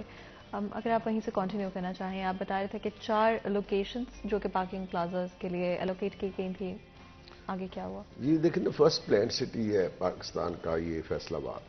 1906 میں یہ پلان ہوا اور سنس دیٹ آج تک یہ کمرشل ہب ہے. کمرشل ایکٹیویٹیز یہاں پر بہت عروج پر ہے اور یہاں پر پارکنگ کے سلسلہ میں 2-3 کوششیں ہو چکی ہیں اور پوائنٹس جگہ آئیڈینٹیفائی ہو گئی ہیں. جگہ میں نے بتائی تھی پرانا میئر ہاؤس، پرانا کارپوریشن کا آفس، زیل گھر اور امی پور بازار کے امام بارگاہ کے سامنے موٹر سائیکل کے لیے پارکنگ پلازاز یہ یہاں پر ہے. اور اس کے علاوہ جو شہر باہر پھیلا ہے جڑاوالا روڈ اور کنال روڈ پر، وہاں پر بھی جتنے پلازے بنے ہیں، جتنی کمرشل ایکٹیویٹیز ہوئی ہیں، وہاں پر بھی پارکنگ کا لحاظ سے دیکھیں جیسے بلڈنگ بنتی ہے تو وہاں پر جس طرح کی وہ گنجائش کے مطابق، وہ وزٹرز کے مطابق وہاں پارکنگ بنانا لازمی ہوتا ہے. اور وہ ہر پلازے میں پارکنگ نقشہ میں دکھا دیتے ہیں، بناتے نہیں. جس کی وجہ سے اب کنال پر دیکھیں تو کنال کے اوپر بھی پارکنگ، سروس روڈ پر بھی پارکنگ بڑا ہوتا ہے. جہاں پر آپ نے گزرنا ہے وہاں پر آپ نے پلازا کے اندر جا کے پارک کریں گے اور باہر سڑک خالی رہے گی، لوگ گزر سکیں گے. تو ہر کمرشل ایکٹیویٹی کے باہر پارکنگ کا مسئلہ ہے. اور پارکنگ کے مسائل صرف یہ کمرشل میں نہیں ہیں، اسکول کالجز کے بھی ہیں. ہر ایریا میں اسکول کالجز کھل گئے ہیں. 2 کنال سے 4 کنال میں کالج اسکول بنا ہوا ہے اور سب کی پارکنگ باہر ہے، وہ گورنمنٹ کے ہوں وہ پرائیویٹ اسکول ہوں. اسی طرح ہاسپٹلز ہیں. تو ہم سب نے اپنی پارکنگ سڑکوں پر پھینک دی ہوئی ہے اور یہ ایک بڑا مسئلہ ہے. اگر آج اس کو کیٹر نہ کیا گیا تو کل یہ چلنے نہیں دے گی ٹریفک کو. اس کے ساتھ ساتھ ایک اور بڑا اہم ہے، انکروچمنٹ ایشو ہے. انکروچمنٹ بھی 2 قسم کی ہے، ایک ٹیمپرری اور ایک جو ہے پرماننٹ. جو ٹیمپرری ہے وہ ڈیلی یہ خانچے والے اور ریڑھی والے آ کے لگا لیتے ہیں، جس طرح ستیانہ روڈ پر، جڑاوالا روڈ پر، امی پور روڈ پر، ملت روڈ پر، جنگ روڈ پر، ہر جگہ پر یہ ریڑھی والے آ کے بیٹھے ہوتے ہیں. اور ایک ہے وہ جو کہ دکانداروں نے تہ بازاری لگائی ہوئی ہے، جو انہوں نے اپنے باہر اسپیس کو سیل کیا ہوا ہے اور وہاں پر انہوں نے اپنی کاروبار شروع کیے ہوئے ہیں اور انکروچمنٹ کی وجہ سے راستے تنگ ہو کر رہ گئے ہیں. جبکہ ہمارا تو آپ صلی اللہ علیہ وسلم نے فرمایا کہ راستہ کھولیں، رکاوٹیں دور کریں. ہم اس کو استعمال کر رہے ہیں، سڑکوں کو استعمال کر رہے ہیں کاروبار کے لیے. تیسرا پھر ایلیمنٹ آ جاتا ہے فیصل آباد پارکنگ. فیصل آباد پارکنگ بھی سڑکوں کی سپیس کو یوز کر رہی ہے. وہ بھائی جب آپ پارکنگ کے لیے یوز کر رہے ہیں، انکروچمنٹ کے لیے یوز کر رہے ہیں، پارکنگ کمپنی یوز کر رہی ہے، تو سڑک پر black top of the road پر گاڑی کیسے چلے گی؟ اچھا، میں ایک چیز آپ سے پوچھنا چاہتی ہوں. جب and I think as Faisalabadis we all know, پیسے کلیکٹ کیے جاتے ہیں اگر آپ سرٹن ایریاز میں پارک کرتے ہیں، and for most part of the city یہ ٹرو ہے کہ آپ کو کچھ نہ کچھ اماؤنٹ، آئی تھنک پہلے 20 روپیز ہوتا تھا، اب 40 to 50 روپیز. یہ پیسے کہاں پر جاتے ہیں کلیکٹ ہو کر، اور ان کا پرپز کیا ہوتا ہے جو آپ کو ٹکٹ دی جاتی ہے؟ دیکھیں یہ ایک طرح اگر پازیٹیو ویوز دیکھیں اس کا، تو ایک قسم کی آپ کو سروس پرووائڈ کی جا رہی ہے اور آپ کی جہاں پہ جگہ اسپیشل بنی ہوئی ہے وہاں پارک کرنے گاڑی کی، تو آپ کی گاڑی کو کا دھیان رکھا جا رہا ہے، پراپر پارک کروائی جا رہی ہے. اور آپ کی LA کارڈ کی بھی سہولت، وہ جو جس طرح وہ لے کے تو آپ کو پارک کر دیتے ہیں، آپ کو لگانی بھی نہیں پڑتی ویلے والی. تو وہ تو سروس ہے نا سر، اس کے وہ چارج کر رہے ہیں. ایک وہ ہے جو کہ انہوں نے اپنی انکم کا ذریعہ بنایا ہوا ہے دکاندار نے. یا پلازے والے نے باہر خود ہی اپنے بندے لگا دیے ہیں۔ تیسری کیٹیگری جو ہے وہ گورنمنٹ نے لاہور میں لی پارکنگ کا ایک کانسیپٹ دیا تھا کہ جہاں کہیں بھی کمرشل ایریاز ہیں تو بہنگم ٹریفک نہ ہو، پارکنگ نہ ہو بہنگم، اور وہاں پر پراپر ایک ڈیزائن اپروو ہوا، ایک نقشہ اپروو ہوا، اور single line parking, double line parking ہوگی اور اس کی اتنی فیس ہوگی۔ تو جو غیر قانونی پارکنگز ہیں وہ تو ہم نے پچھلے دنوں بھی کریک ڈاؤن کر کے کچھ ختم کروائی ہیں، لیکن یہ مسلسل عمل چلتا رہتا ہے، کہیں نہ کہیں کچھ نہ کچھ نکل رہا ہے۔ جو فیصل آباد پارکنگ ہے انہیں بھی ہم نے ٹیک اپ کیا ہے کہ آپ اس کو ریوائز کریں، ریویو کریں۔ نقشہ اگر ایک سنگل لائن کا پارکنگ ہے تو آپ نے تین لین پارکنگ کی کروائی ہوئی ہے، اس پر بھی ہم اسپاٹ ٹو اسپاٹ ڈسکس کر رہے ہیں۔ تو یہ پارکنگ کی جو سہولت ہے ویلے پارکنگ والے، اس کے علاوہ باقی جو ہیں وہ اس کے اپنے سبسڈیز کے پیسے لیتے ہیں، اور کہ آپ کی چوری بھی رک جائے اور گاڑی بھی صحیح پارک ہو جائے۔ طیب، اپنے اگر ہم دیکھیں اسپیشلی فیصل آباد شہر کو اگر ہم دیکھتے ہیں تو ٹریفک کے مسائل ہم نے ان دا پاسٹ بڑھتے ہوئے دیکھے ہیں، کم ہوتے ہوئے نہیں دیکھے۔ پاپولیشن گروتھ ابھی بھی جاری ہے، اینڈ اس طرح سے ایون مور پیپل، اگر ہم آج کی بات کرتے ہیں، ایک سال پہلے سے کمپیئر کرتے ہیں، تو اور زیادہ لوگ چھوٹے شہروں سے، رورل ایریا سے فیصل آباد شہر کا رخ کرتے ہیں۔ کس طرح سے ہم پلان آؤٹ کر سکتے ہیں، اپنے انفراسٹرکچر کو بہتر کر سکتے ہیں، اینڈ ہماری سروسز آفیسرز کو کیسے ہیلپ کر سکتے ہیں؟ فاطمہ، جسے سی ٹی او صاحب نے کہا کہ پارکنگ کا بہت بڑا ایشو ہے، پلازا تو ہٹ کے آپ دیکھیں، ایک تو ہمارے لا میں یہ موجود ہے کہ آپ نے کوئی بھی پلازا بنانا ہے، کوئی بلڈنگ تعمیر کرنی ہے کمرشل خاص طور پہ، تو آپ کو پارکنگ کے لیے الٹیمیٹلی جگہ رکھنی پڑے گی۔ ہمارے اس پہ میں سمجھتا ہوں اس طرح امپلیمنٹیشن نہیں ہو رہا اس لا پہ جس طرح ہونا چاہیے۔ ہم سکول ایک کمرشل ایکٹیویٹی ہے، اس میں آپ نے ارن کرنا ہے، اگر آپ نے سکول بنانا ہے تو اس کے لیے سب سے پہلے آپ کو پارکنگ بنانی پڑے گی، ہونی چاہیے۔ اور اچھا، سکول بنانے کے لیے بھی ایریا بھی لوکیٹ ہونا چاہیے۔ ہر گلی میں 10 سکول کھلے ہوئے ہیں، بائک کے لوگ اپنے بچوں کو لینے آتے ہیں، وہی 2 گھنٹے روڈ پورا گلی بلاک رہتی ہے، گلی بلاک کا اثر پھر باہر مین روڈ پر بھی پڑتا ہے۔ حکومت اس وقت تک اجازت نہ دے جب تک یہ پارکنگ، یہ بڑا سینسٹیو اور سب سے بیسک پرائمری ایشو ہے، یہ سب سے پہلا ایشو ہے۔ دوسری بات کہ جو ٹریفک کی فیسیلیٹیز ٹریفک پولیس کو چاہیے، road marking, zebra crossing, sign لگے ہوں، سارا کچھ وہ پراپر جو ڈسٹرکٹ گورنمنٹ کی ذمہ داری ہے وہ ہونی چاہیے۔ ہم جب بھی کو پلازا تھا، اب دیکھیں ادھر ایک سی ٹی او تھے سردار آصف صاحب، اب وہ ریٹائر ہو گئے ہیں، انہوں نے ایک تجویز بھجوائی تھی حکومت کو کہ دھوبی کاٹ کا بہت کھلا گراؤنڈ ہے، اگر اس کی بیسمنٹ میں پورے گراؤنڈ کے نیچے ہم پارکنگ ایریا بنا دیں تو 8 بازاروں کی پارکنگ وہاں پر آ سکتی ہے۔ کافی واسٹ اس کا ایریا دھوبی گھاٹ گراؤنڈ کا، وہ کاغذوں کی نظر ہوگی، اس پہ کسی طرح بعد میں رپورٹ بھی نہیں مانگی حکومت نے کہ ہاں کیا یہ امپلیمنٹ ہو سکتا ہے، نہیں ہو سکتا، کیا فیزیبلٹی ہے۔ یہ حکومت کی، کسی بھی حکومت کی، یہ پریورٹیز میں ٹریفک پولیس شامل نہیں ہے، لا اینڈ آرڈر شامل نہیں ہے۔ میں سمجھتا ہوں کہ لا اینڈ آرڈر سے بڑا مسئلہ ٹریفک کی جو یہ وائلیشنز ہو رہی ہیں، ٹریفک یہ جو بلاک رہتی ہے، روڈز چھوٹے ہیں، پارکنگ پلازاز موجود نہیں، لوگ وائلیشن کرتے ہیں، یہ لا اینڈ آرڈر سے بھی بڑا یہ بلاسٹنگ ایشو ہے۔